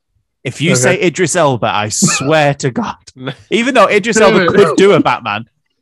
No, mine's John Hamm. I've wanted John Hamm to play Batman for many years. I think he's just like the perfect Bruce Wayne. He's got the perfect jaw for Batman. Yeah. I don't think we need to talk more about it. I think Hamm's that's locked in. Lock that one in. A great show. Okay, so now we have. I'll give you new numbers. 1, 2, 3, 4. Last 4. 4. This is an interesting one because this is so hard to pick somebody else. Jonathan Wick. Oh, John Wick. Interesting. John This Wick. is so hard to pick someone else because it is just Keanu Reeves with a gun. But like Keanu Reeves with a gun. It's got to be someone that knows those fighting skills and it's got to be. Who else could play John Wick? This is a difficult one. Who played John Wick? I was going to say it, but I'm not going to say it. Wait, what's that guy's name? Hang on. If you say Idris Elba, no, it's not. Because do you know what? Idris Elba could play a version of John Wick. He could. Goes on the revenge, but I don't know if he has the moves in his locker. But yeah, I'm gonna throw out a really weird name. I mean, his character in Suicide Squad. It's about as close as you'll get to like his version of John Wick, because he's like I forgot his character's name, but he's like a sharpshooter, and he like Bloodsport, Bloodsport, and he never misses. And by the way, I don't think I mentioned it. His helmet, which he wears, looks like a xenomorph, and it's a badass fucking helmet too. It's so cool. Loved it. But he just like the way he goes through some scenes, it's like he's moving through them like John Wick. It's just like just taking them out. But yeah, so I think it's a good shout. But I don't know what else you guys got.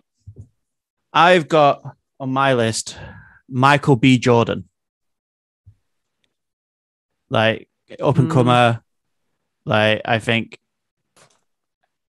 he. I don't think he's as like. He was good as Killmonger.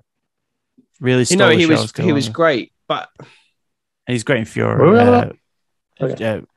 Michael B. Jordan. He's good. Yeah, maybe. I don't know. I don't know. See, I'm throwing this out there. Okay, throwing this out there. Jai Courtney.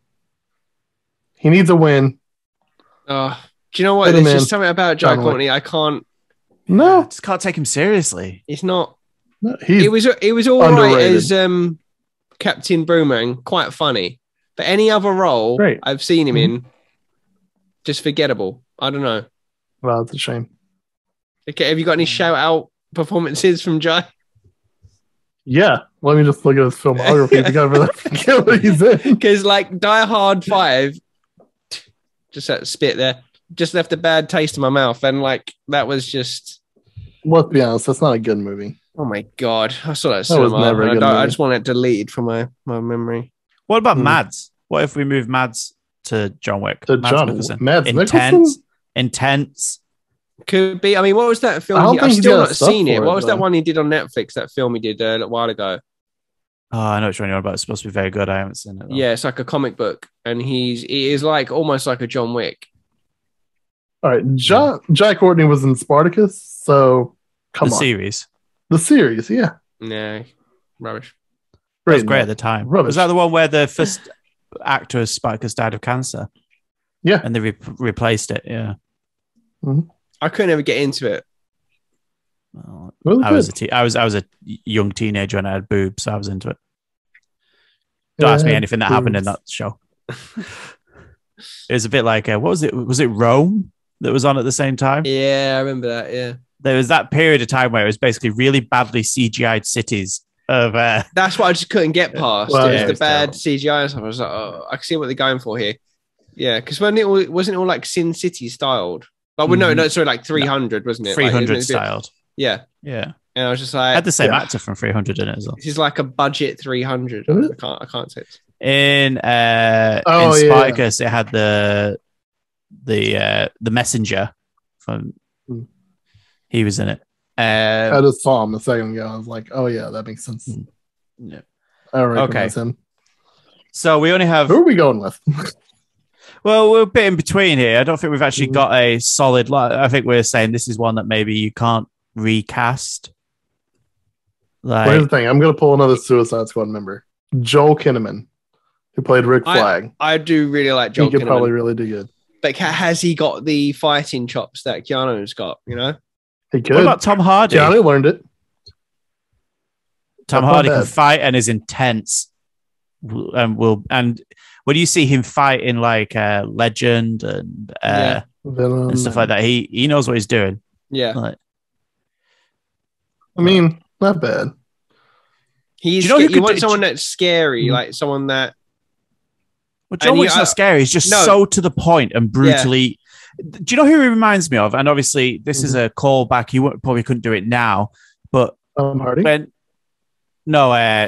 John Wick. Right. Like the style, the way he fights and stuff like that was Tom Cruise in Collateral when he's in the taxi with Jamie Foxx. First of all, probably Tom Cruise's best film. Him playing the villain is incredible. Like, but his fighting style in that, because he's a hitman, and he only ever really uses a pistol or something like that, or anything around in close quarters, is just how efficiently it's always 2 in the chest, 1 in the head on everyone. Bam, bam, bam, bam. Like, and he's just so quick, and it's just how do I get from A to B in the quickest way? It's very much like John Wick. Like, but obviously Tom Cruise couldn't do it now. But yeah, I don't know. He's still doing Mission Impossible. Mission Impossible, yeah. Well, Mission Impossible is basically filler, big stunt, filler, big stunt, filler, big stunt. Hey, those movies are actually really. Yeah, I love them. I'm not complaining. I'm not complaining. Yeah, some good shit. The last 2 Mission Impossible films were like, goddamn. Oh, so good. Yeah. Okay, so John Wick, we've got a few ideas there, but no one's really jumping out at us. So I'm going to just go through the list now for us to finish off. Joker was the other one. Has anyone got any quick thoughts on Joker? I have one, which is shit. What's his name? Terry, what do you have? His name's gone from my head right now, but Green Goblin. Fuck, me too. William yes, Dafoe? I was about to look him up. Yes, Willem Dafoe.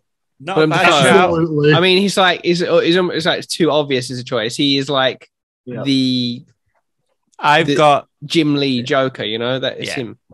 I've got a little 2 variations to throw at you. One, if you're going for the camp, like Nicholson style Joker, then the obvious choice for me is Jim Carrey. Like, because Jim Carrey can play dark and twisted as well, but can do the over-the-top caricature. If you wanted to go a bit more psychotic, then I think someone who's criminally underrated, Andy Serkis. Really? You're going to throw out Andy Serkis out?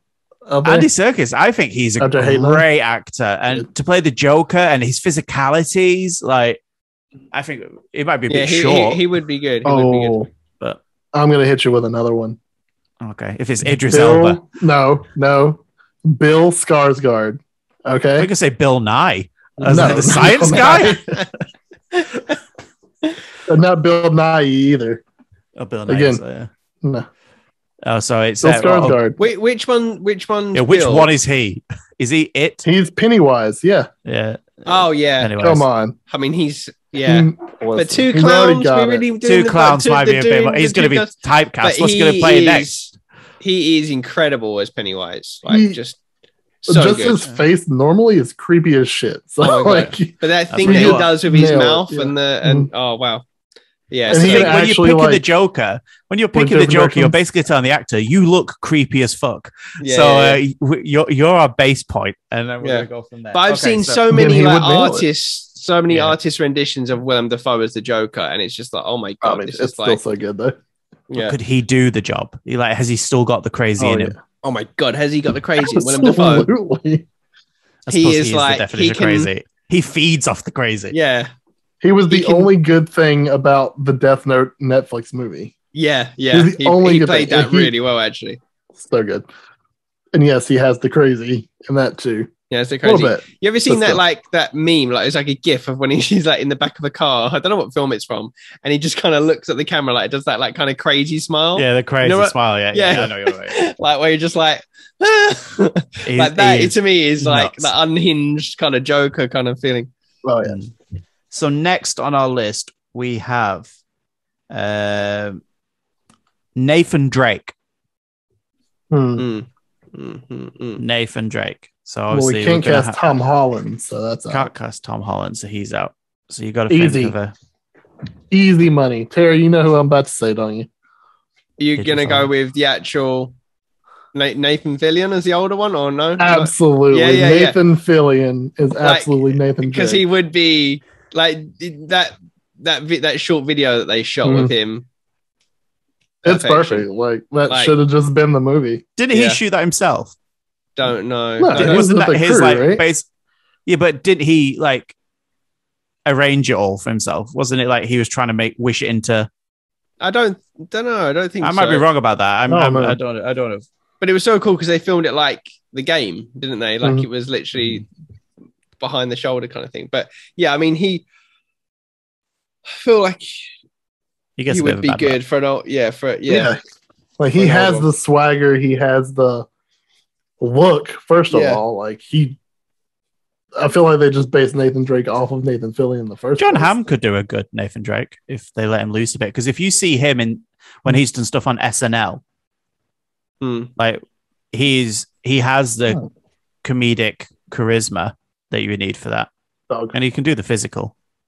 So I think he's another option. I think Nathan Fillion's probably the best. I don't know who else I would. Hemsworth would be a good one for that one as well. I guess, but. Charismatic, bit chauvinistic. You could put Hemsworth, you could put Ryan Reynolds, you could put them all into that category.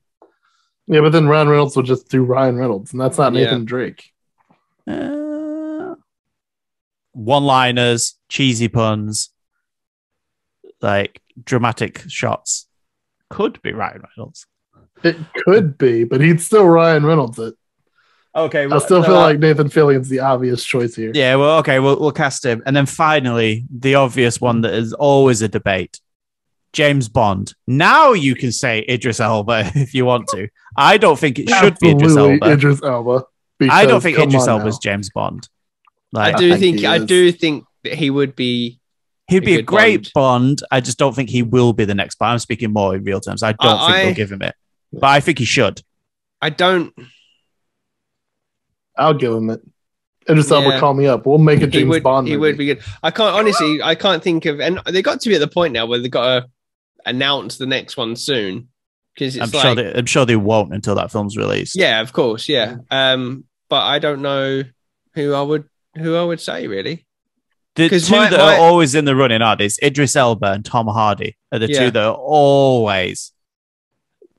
Mine was like before Daniel Craig was announced. Mm-hmm. I wanted it to be what's his name? From Sin City. Bruce Willis? No. Elijah Wood? Oh, weird thing. Mickey Rourke? No. Jessica Alba? Are you sure he's from Sin City? I can't. I think they are, aren't they? They're all in Sin City. Courtney? He wasn't in Sin City. Huh? Why can't I think of his name?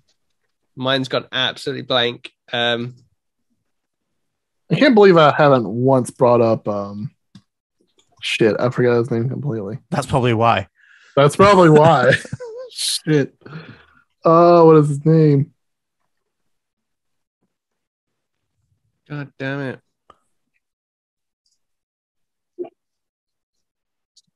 The tension. Carl Urban. Why haven't I brought up Carl Urban yet? Clive Owen. Jesus Christ. How could I not think of Clive Owen's name? Okay, Clive Owen would have been good. Clive Owen, at the time, when he was doing like Arthur and... Yeah, he would have been perfect for James Bond. What was the film he did where he ate a lot of carrots? What? I have no idea. It was I don't know if he was a cop or a gangster, and there was a thing where right now. No, I'm not. I have no idea. If I search, what's his name? What's his name again? No, Clive Owen. Clive Owen. If I wanted him to be Bond, and he was in the running in some form, and I was very disappointed when he didn't get it. But Daniel Craig. Carrot was obviously really good. Shoot him up. If you search, he kills people with carrots. What are you talking about? Shoot 'em up. It's a film with Clive Owen, and he eats and kills people with carrots. Shoot 'em up. He eats and kills people with carrots. There's a YouTube video, like shoot 'em up, best of the carrot kills. There's a montage. 2007. How is this a thing? And it was filmed in like I think it was filmed in like a bit like grayscale. I think it had a heavy like filter on it. It's got Paul Giamatti in it.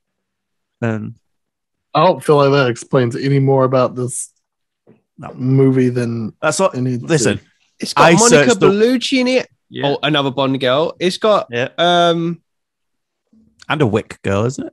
And it's got what's Monica her name? Bellucci. Was she not in the John Captain Wick 2? Marvel. She not the one who's killed in a bath? Is that not Monica Bellucci? In what? I don't know too many actors' names, so sure, why not? Monica Bellucci was in. She was in. No, she was in one of the Daniel Craig ones, wasn't she? Was it Quantum of Solace? No, it was Spectre. Spectre, yeah. Was she in John Wick 2 though, Terry? I can't. Was she the one who's killed in the bath? She might have been. I know she was in the Matrix Reloaded and Revolutions. That's what I remember. She was the vampire lady in that, wasn't she? Yeah. John Wick 2. But Death. But Clive Owen back in the day. What happened to Clive Owen? He now does adverts for a betting site. I always see them all the time on Sky. But he what was the last film? I remember he done what was the one about they couldn't have children? Children men? Is that right? Children of Men? No, is that not right? Children. Claudia Guarini? Is that who the actress was? Yeah. Okay, wrong person. Played Gianna D'Antonia. Yeah, Children of Men. Children of Men 2006. Yeah. That was the last thing I actually remember him. Oh no, he did that one. Clive Owen did. Was it Anonymous with Amanda Seyfried? Seyfried.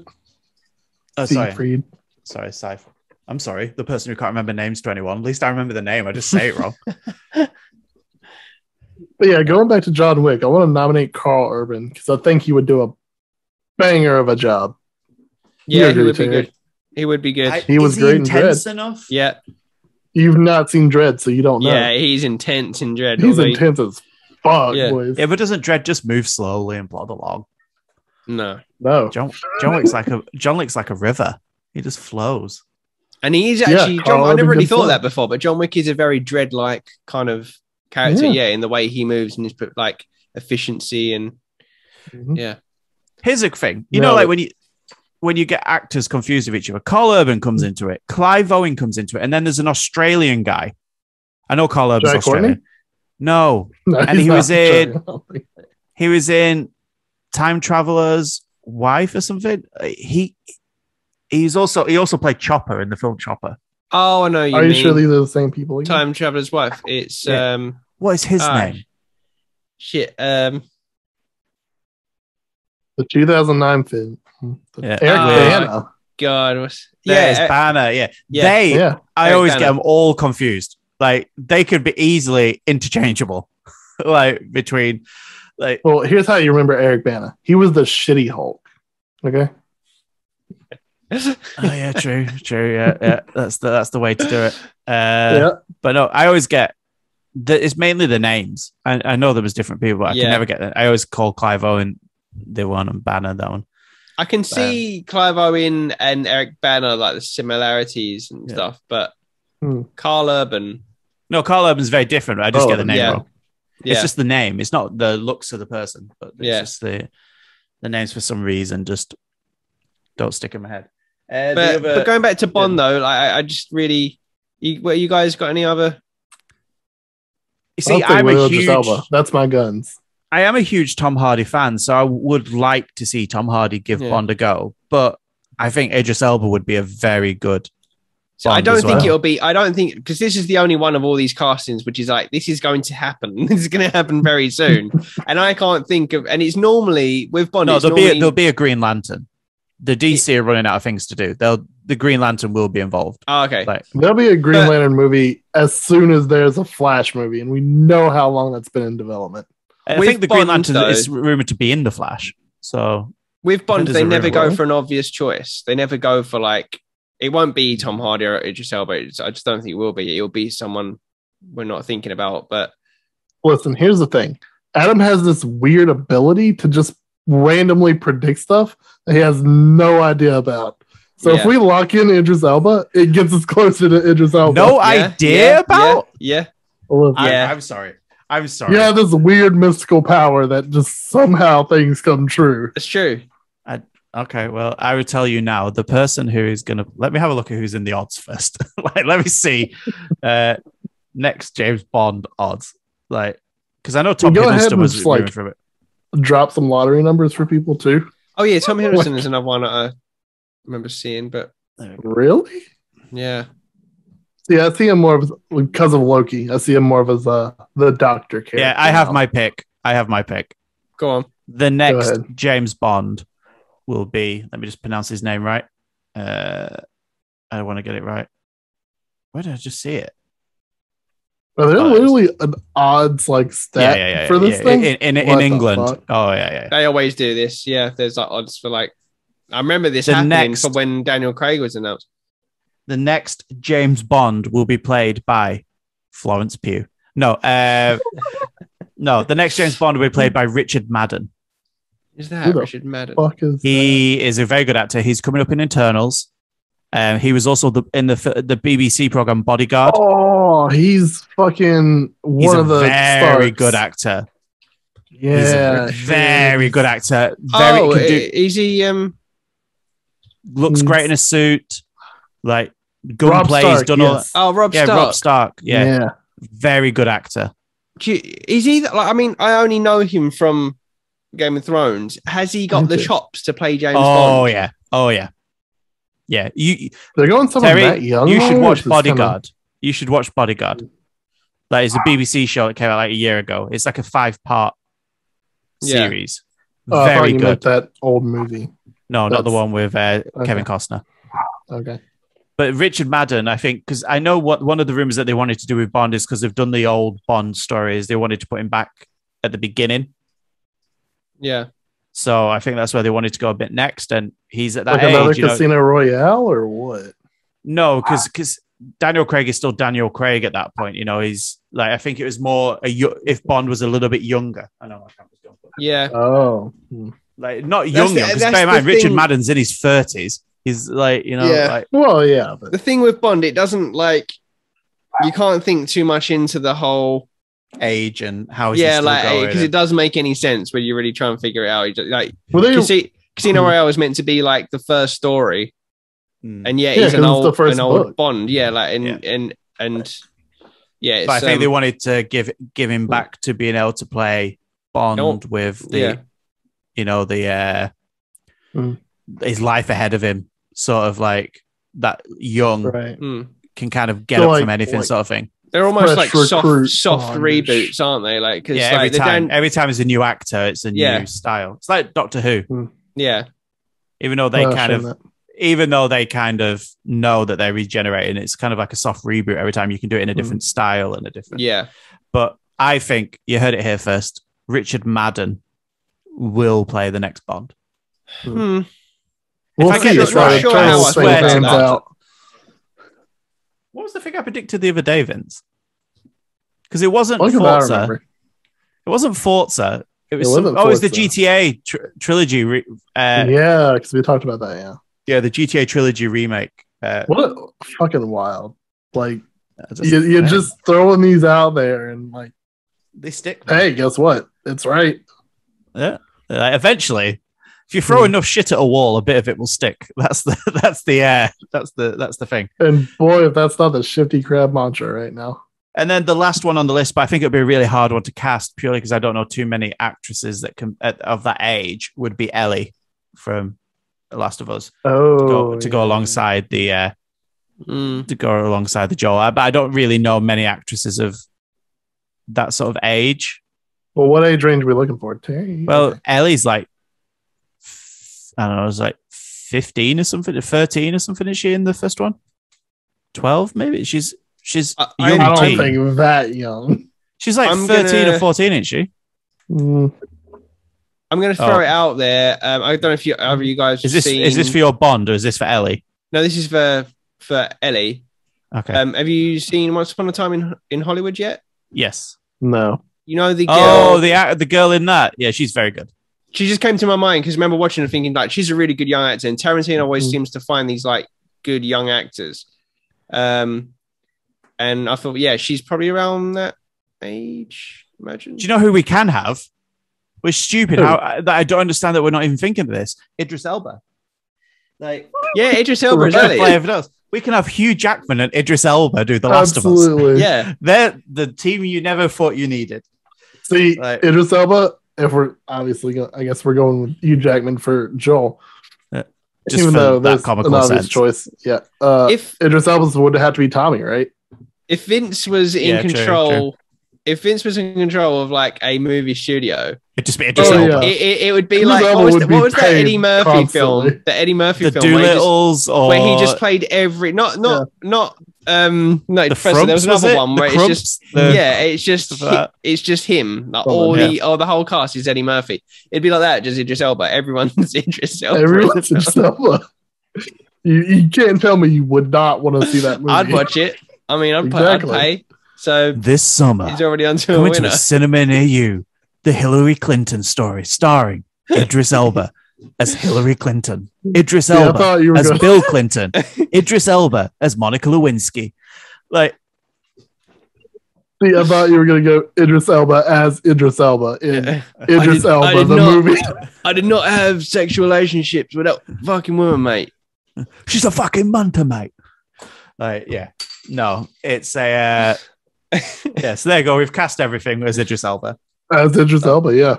Is it? Come on. I would pay. Actually, I wouldn't because we've seen him in a cat suit. I was gonna say I'd pay money to see Idris Elba in Catwoman.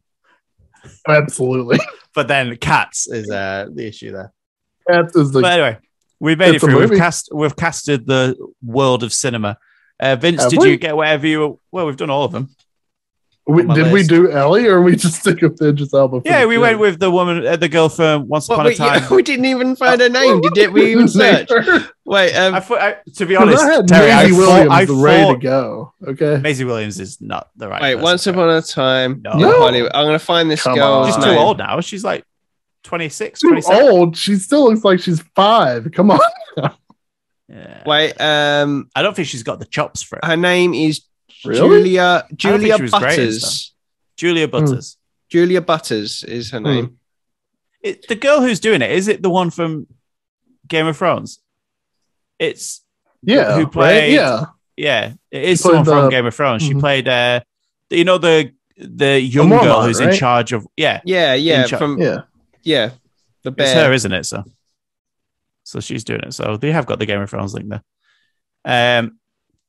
You've sent me down a rabbit hole now on the James Bond casting thing, and I'm just looking at all of the different. Tell you what, Richard Madison, Taron Egerton's mentioned a lot, but Richard Madison, Jack Lowden is a one that's been thrown around here. Been mentioned a bit. Yeah, there's a few. Like, be interesting. Be interesting to see. We didn't settle on Indiana Jones. Taron Egerton as Indiana Jones. Boom. Taron Egerton as Indiana Jones would be a good shout. Yes. Also, I thought of another one. Bob Odenkirk as Indiana Jones. Bob Odenkirk as John Wick. I think that's already Nobody, which is a great film. I need to see that still. It's supposed to be very Taron Egerton as I think you'll love it. Indiana Jones is a perfect show, I think. I think it's good. If he could do more of the physical, someone with the charisma. No, I'm mentioning somebody new. Like I agree with Taron Egerton. I went down a different wave path. Process. Matthew McConaughey has the charisma to play Indiana Jones, but I just don't know if he has the physicality to play Indiana Jones. I can't see it. I just can't see him there. I'm just tired of those snakes. I was about to say, wow, snakes, but that's Owen Wilson. Wow. Wow. Look at the snakes. Wow. All right. It's the Holy Grail. That's it. Every time he just picks us up. All right. Yeah, well, okay, we could do this all night. We could. What's that? Other Joker, Taika Waititi. Just to see his version of it, because it would be some batshit. Like, would you imagine? Just in his general, version of Hitler is very good. Taika Waititi's Batman, like Taika Waititi's directed Batman. My God, that would be as close as we get to going back to like Batman Returns or like that sort of like cab over the topness. He would nail it though. He'd nail something. Yeah. Like, he would something would stick. I mean, Thor Ragnarok's not only the best Thor movie, but it's one of the best Marvel movies out there. He was in Black Widow, wasn't he? Was he in Black Widow? Taika Waititi, did I dream that? What was it? He's not Black Widow. Did you see the right Black Widow? No, he was in something else that I watched recently that wasn't. I know he was in Suicide Squad. He was in something else I watched as well the other day. Was it the Ryan Reynolds YouTube video with him as Korg and Ryan Reynolds as Deadpool reacting to the Free Guy trailer? It was the trailer for Free Guy. It was the trailer for Free Guy. That was it. Yeah. And I'm just thinking, my God, he's just popping up in everything at the moment. Yeah, he was also in Green Lantern. What? Oddly enough. Yeah, he was his best friend in Green Lantern. That's how they know each other. Yeah. I did not put those two. Oh, I haven't seen that film in a long time. No. Me either, but there you go. That's your random fact of the day. What's the show that he did about the vampires? The TV show?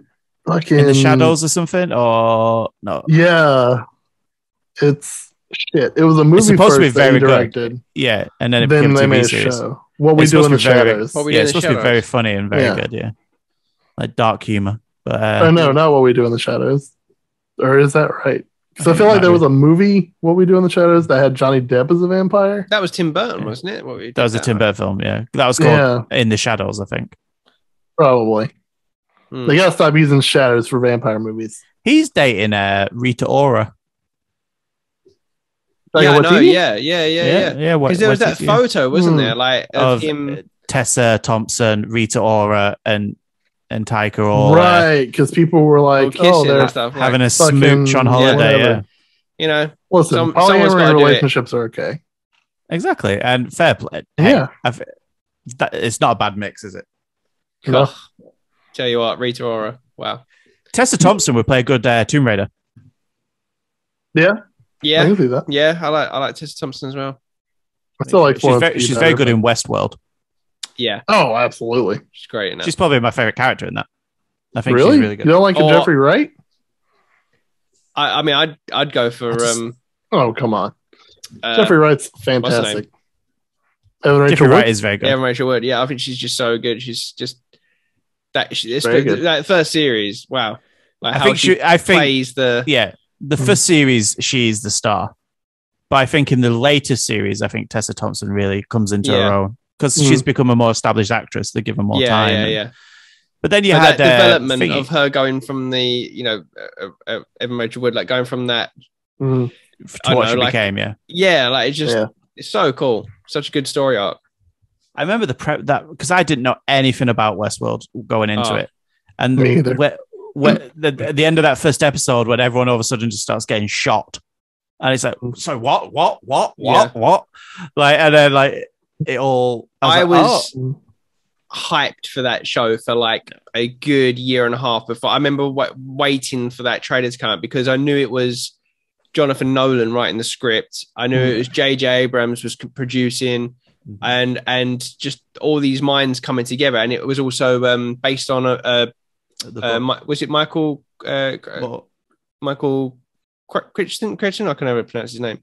Wasn't it based on Michael Crichton. Michael Crichton. Yeah, it was based on his book. Like, and I remember basically like the pitch was it's Jurassic Park but Western. I was like, well, here's the thing. Fun fact: it wasn't actually a book. It was a film first. Because Michael Crichton is responsible for Jurassic Park, the book, and Lost World, the book. Yeah. But which were basically their own thing. But Westworld is Michael Crichton film. Or? I want to make sure I'm up to date on this. He wrote that. And I was very good at it.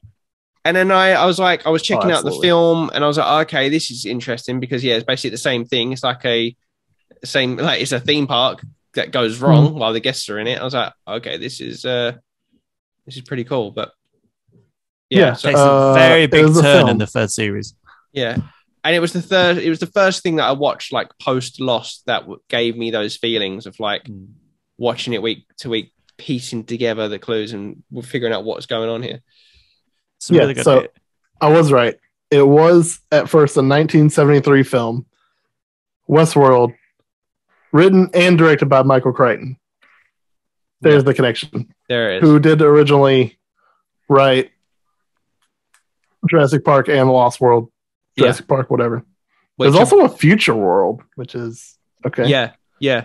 Like you in the original film, you see like in the trailer. I've not watched the full film properly, but like you see the trailer, and it's like, oh, there's the Westworld, medieval world, and can't remember what the other ones were. There's like loads of different ones, which they hint at in the. Well, they hinted at the samurai one and the dragon and stuff. Yeah, the dragon there as well. So cool, such a cool concept. But then, like, I think the third season is so different from the first season. You know, like it's hard to tell. It's even the same show. Yeah, where it's at now, and obviously they brought in what's his name? Aaron Paul, is it? Yeah. He did a good job for what he needed to do. You know, he added that new layer into there. Yeah, I mean, he's not a bad actor. No, he's good at it. Like, he does pretty good. It's a difficult show to sit.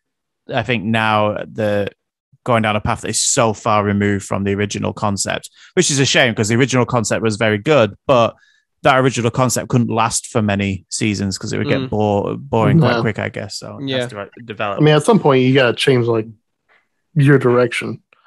Yeah. I mean, first of all, we're dealing with J.J. Abrams, who knows how to make, who at least knows how to start really good things, but doesn't really know how to finish them. Yeah. How many not referring to Lost, Vince, where you can get off this goddamn Zoom call right now? I'm not referring to Lost. I'm referring to Star Wars. Okay. Because episode 7 was really good. I'm going to let you stay. Bad. Well, what J.J. Abrams normally does, and it wasn't the case in Star Wars, he kind of sets things up and then goes, you know, and he did that with, because he had nothing to do with Lost after season 1. He just done that, and he's like, I'm out. I'm going to work on Star Trek or whatever he was going to go do. Which again, Star Trek, the first one, very good. Very good. Yeah. 2, we started. He did the same with Fringe. Like, I know you think went to Lost to Fringe. He's done Fringe, I think season 1, and he was up, boom, I'm out of here. And then, like, you know, and that's what he typically does. But yeah, I'm just trying to have a look at what I'm just seeing what he's got coming up. J.J. Abrams. Yeah, because there's another. Oh, there is something cool coming up. Actually, a series. I can't remember what it was. He's doing Challenger, isn't he? The Final Flight, the miniseries, based off the disaster. Yes. Or what? Yep, it is. What is that going to be? Not long. Well, it's a miniseries, so no. Spoiler for the end, by the way. Yeah, shit blows up. He's doing an Untitled Star Trek sequel. No way in hell. 2023. No. Yeah. An Untitled Quentin Tarantino Star Trek project. Yeah, that's been rumored forever. Yeah, it's announced, apparently. Yeah, he's doing Portal. Again, and Half-Life. This is all just like based on the rumors that obviously he announced with Gabe, didn't he, that they want to do a film based on like those franchises, but nothing's actually happening so far. Justice League that's not going to work at all. Justice League Dark? Yeah, Justice League teams up with John Constantine, Swamp Thing, Deadman, Zatanna, and the animated one? Etrigan the Demon. I'm not sure if it is. I don't think it is. I think it's just a film, but it's a weird thing. You know what? Let me throw a question out there, right? Hit me. What would you like to see J.J. Abrams direct next? Oh, that's a tough one because probably nothing. Fair enough. Let's go with established franchise. I mean, obviously he brought Star Trek back from the dead, right? He could probably brought Star Wars back from the dead, right? He could probably do a decent Indiana Jones.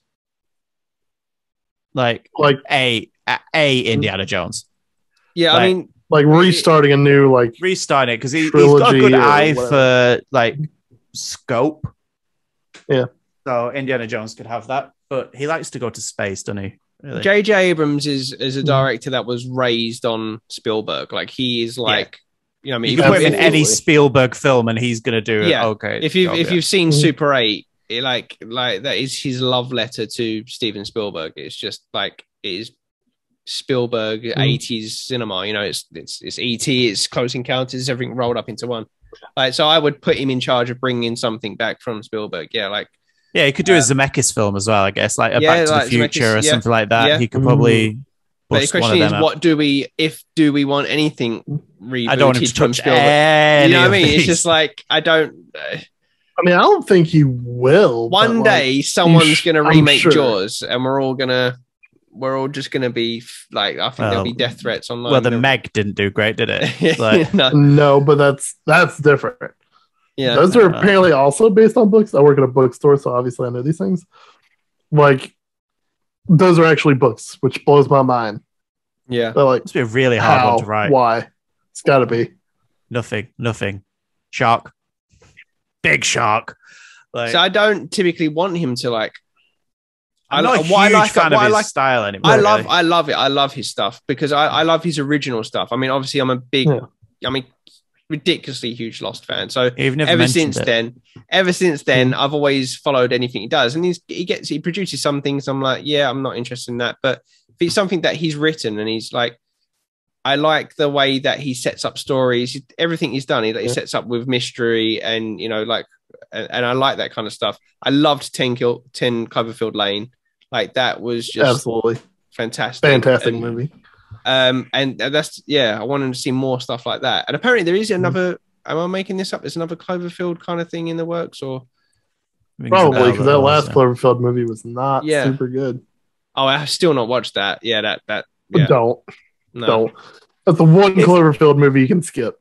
Yeah, if the first two are actually really good. If let's take JJ out of the question for a moment. If they were going to reboot a classic Spielberg or Zemeckis like film, because that's that era, the 90s, late 80s into the 90s of Hollywood, which one would you be okay with? Express. Polar Express? Yeah. Or Tom Hanks? What? Yeah.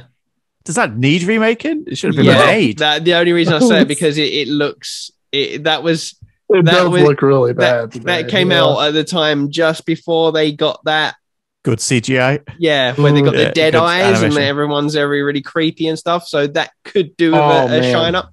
That is Casey's favorite Christmas film. Yeah, it's a good film. It's just that the technology wasn't quite there. And they could do it. If that was a game, that would have had the HD remake by now. I think that film is awful. Let me throw this one to you, Terry. Okay, let me throw this one to you. Polar Express made in Unreal Engine 5. There you go. Problem solved. Yeah, that's what you We've done it. But I don't know. I mean, my favorite Zemeckis film is Castaway. I mean, just like easy. Like Castaway can't remake that though. It's a masterpiece. No, I don't want that. I don't want it touched. A lot of Zemeckis films you don't want touched, right? Yeah, even the Back to the Future films, I don't really want them. I don't want them. We're talking like strictly reboots, right? Yes. Well, you could add another one to them. Like just like touching into a franchise of theirs, I guess. Yeah. Here's the thing. I mean, I know we've all seen the Back to the Future deep fakes with Tom Holland and Robert Downey Jr., obviously. Now, I feel like they could pull off a pretty good Back to the Future with those two at least. Like, you don't hire anyone else, you just hire those two and bam. I don't know. Do you know what? I can see them doing something with Back to the Future in the future because of the way that the story works. You can just piss about that all day long. You can. Oh, absolutely. They can alter with the timeline, and it's just. But I don't know if I want. Jim Carrey would play a good Doc Brown. Yeah. No. If you think of him in a series of unfortunate events, he already has the crazy hair in that. Yeah, he can have the look. And but Neil Patrick Harris was better in. Shut your damn mouth. Absolutely not. I started watching that series, and I thought it was quite good, but we only watched the first episode. Absolutely, keep watching it because it's very good. Yeah, very different. I don't think there's one that I'd want them to really. I don't know. I tell you what's an underrated Spielberg film that I think is really good is War of the Worlds. I think it's actually done quite well the way they do. Is the Tom Cruise one? Tom Cruise, Dakota Fanning. Yeah, I think it's. I think it's like that movie. Yeah, it has good parts to it. Yeah, it's good, and I think it loses its way a little bit at the end. Oh yeah, the second half is absolutely dire. As does a lot of Spielberg stuff, like post 2000. Really, yeah. Spielberg's really lost touch, though. It's kind of unfortunate. Well, I mean, he did Ready Player One, which again is what it is. Yeah. They're doing another one of them, aren't they? They're doing another one of them, aren't they? Yeah, they did. It's called Space Jam. Space Jam. That movie is not bad, actually. It's actually a really good time. Yeah, I enjoyed it, but it very much is Ready Player One. Yeah, Except with the worst costumes somehow. Yeah. Oh my god. Some of them are terrible. So bad. I'm not looking forward to seeing that film. I enjoyed it. I enjoyed it. It was good. Oh yeah. I watched the what's it called? Oh, creepy American kids presenter. What? What? Are you talking about with Tom Hanks? Tom Hanks. Yeah, I was going to say Mr. Rogers. Mr. Rogers. Yeah. I watched creepy American. He's a bit creepy, isn't he? Like Mr. Rogers is a saint. I will not see him. He's a saint. I think he's like America's like national treasure, like from back in the day. He's like I don't know. Is he still alive? Bob Ross and Steve Irwin are the Holy Trinity. Is he still alive? Is he dead? I don't know. He's is he dead? Does the creepiness? How would I know that? We don't have it, Vince. Does the creepiness? And I'm gonna get where you're coming from. Does the creepiness come from that gif of when he puts on the clown mask? No, there is that, but no, because there's that when people always put that, like if someone calls him like someone a clown, and they always like put that, and you just pause it, and there is something creepy about that. There's something a little creepy about that. It's the way that he does the whole intro, like, and just stares into the camera so menacingly that because it's for children. Yeah, I know, but it's the way that. It's some of the directions where he just takes such long pauses sometimes before he says stuff, and then he'll turn to a kid and goes, "Do you like smiles?" Like it's just such a. You could do a cut of that film. In fact, I'm going to do this. I'm going to take the trailer and I'm going to put horror music over the top of it. I said this when we watched 50 Shades of Grey. And we walked out of 50 Shades of Grey like 20 minutes into it because I was just laughing. Like we were both laughing at how bad it was. And I remember saying at the time, if you put horror music over this bit, when this guy's just stalking this woman, this is a horror film. In any other genre, this is like not this film. But yeah, I know what you mean. You can do that with a lot of stuff. He's just and he's you can do a lot of stuff. But yeah, don't get me wrong. Like I understand that he was just a nice man. He wasn't just a nice man. He was a great man. Okay, like you're not gonna sit here and besmirch Mr. Rogers in front of me right now. I think he's like the American Tony Hart. No, Tony Hart had a bit of a creepy side. Surely he must have died at the right time, like before stories came out about him. Because if stuff's coming out about Savile, like Tony Hart must have been on that list. If you look up any story of like no, I'm not saying Rogers, it's the most like wholesome fucking thing you can ever read. Who would? But here's a question: who would win in a fight between Bob Ross and Mr. Rogers? Both in their prime. What kind of fight are we talking about? I want about what is this fight? Fight to the death. There can only be one nice guy. One's got to go. To the death? I mean, no weapons, just fists. Because he's a military veteran. Like he has the training. Yeah. He was like a drill instructor or some shit. Can you imagine if you're in a war? Imagine a war and Bob Ross had been called up and he sneaks up behind you and chokes you out. And as your last breaths, he's just there going, "There's just happy little accidents." And then just just his little wave, "Bye bye." And then just he's like he kills him and he's just like burying him in a forest. Like I'm just gonna give this tree a little friend. Yeah. Well, that's the Bob Ross story, right? Like the reason that he killed someone. No. Like he speaks so softly because he was in the military and he was tired of shouting at people. I can't imagine Bob Ross losing his shit. He was actually an ice cold killer in the war. Do you know what they called him? What? Oh boy, here we go. Titanium White. That was his. Titanium. That was his. Everyone called him Titanium White. He just killed through. He was just cold. The Pun Master General, everybody. Can you imagine? He's back in his game. Can you imagine if a story came out that every painting that Bob Ross has painted is actually a clue to where he's buried a body? Yeah.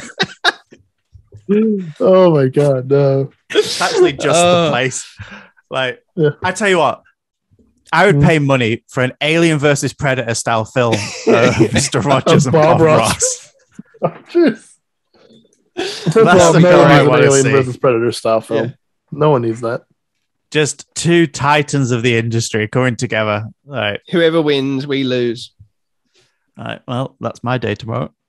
I feel like we win though because They're both great people.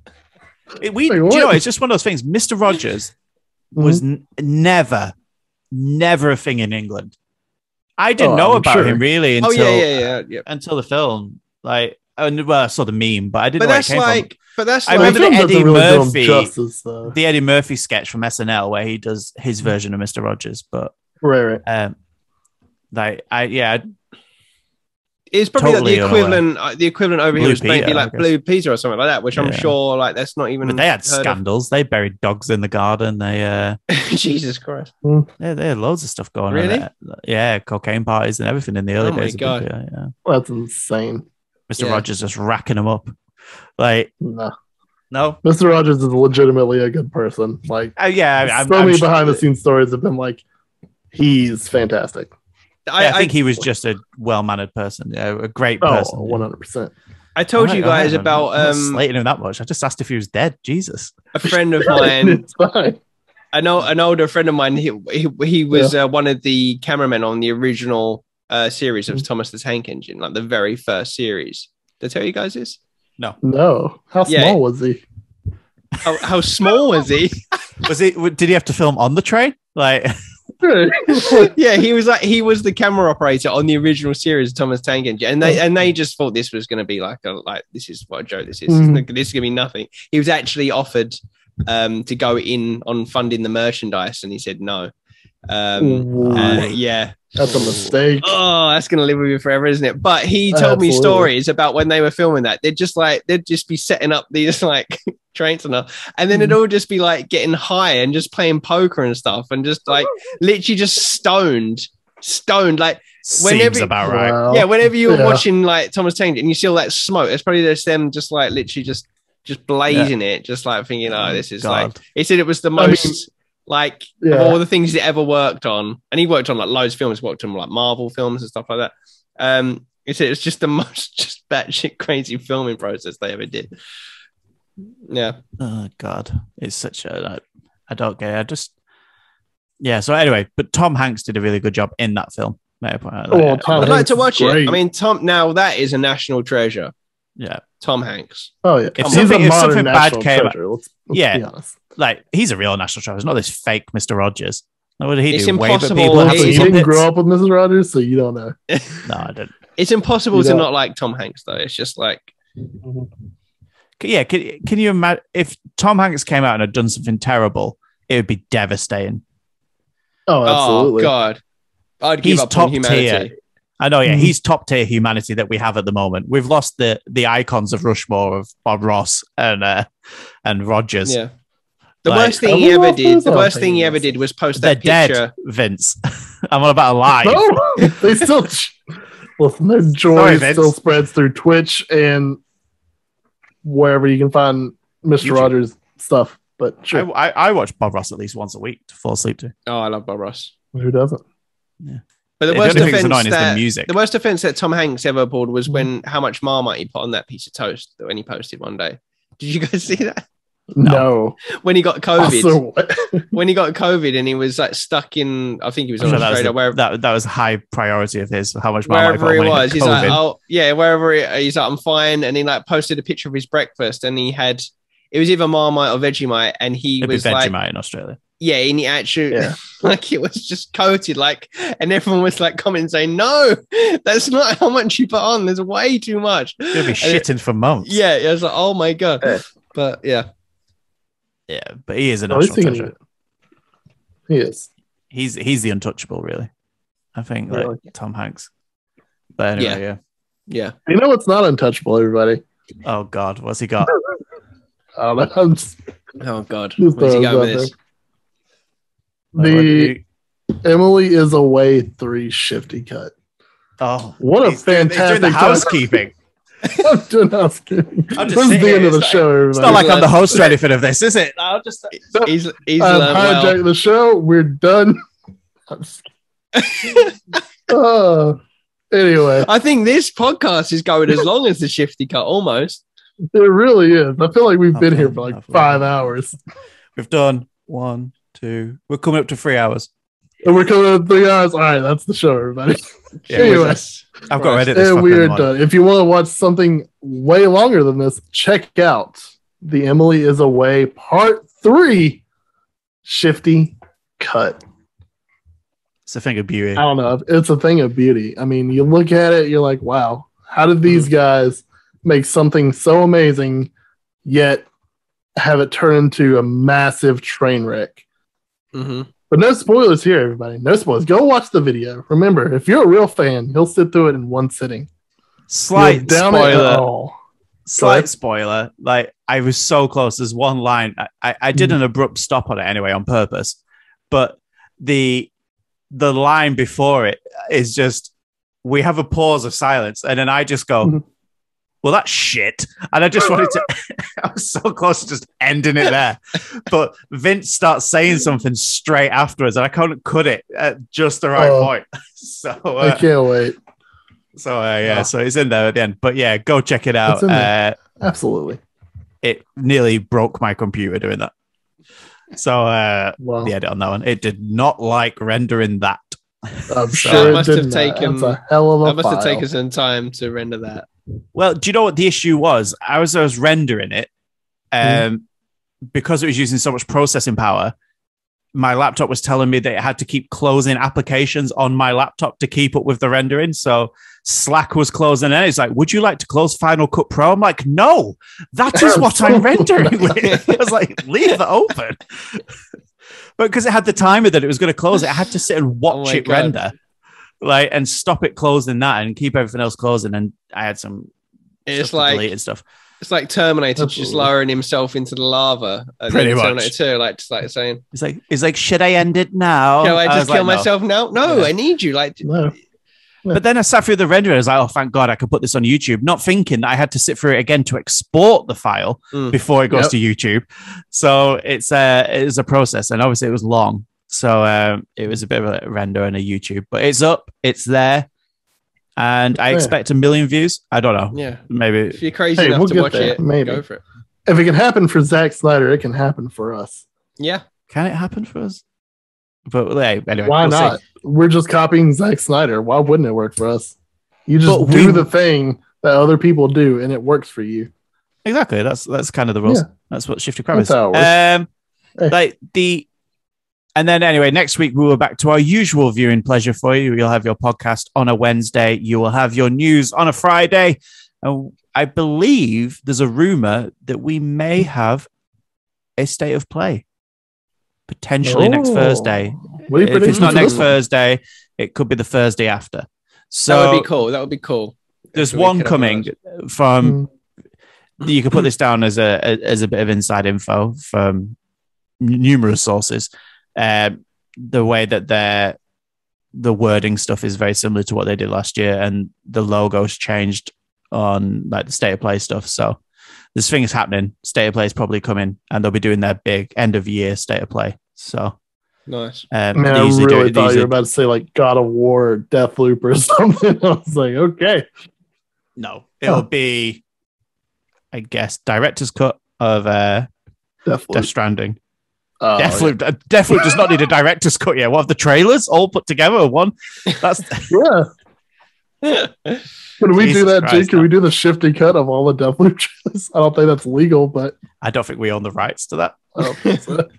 Well, we own the rights to our footage from and all the music from our shows. So yeah.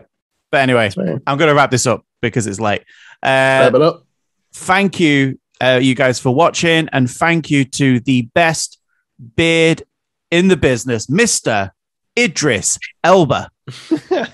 No? Idris doesn't play Vince Haley in the Shifty Crab film? Okay. Mr. Vince Haley.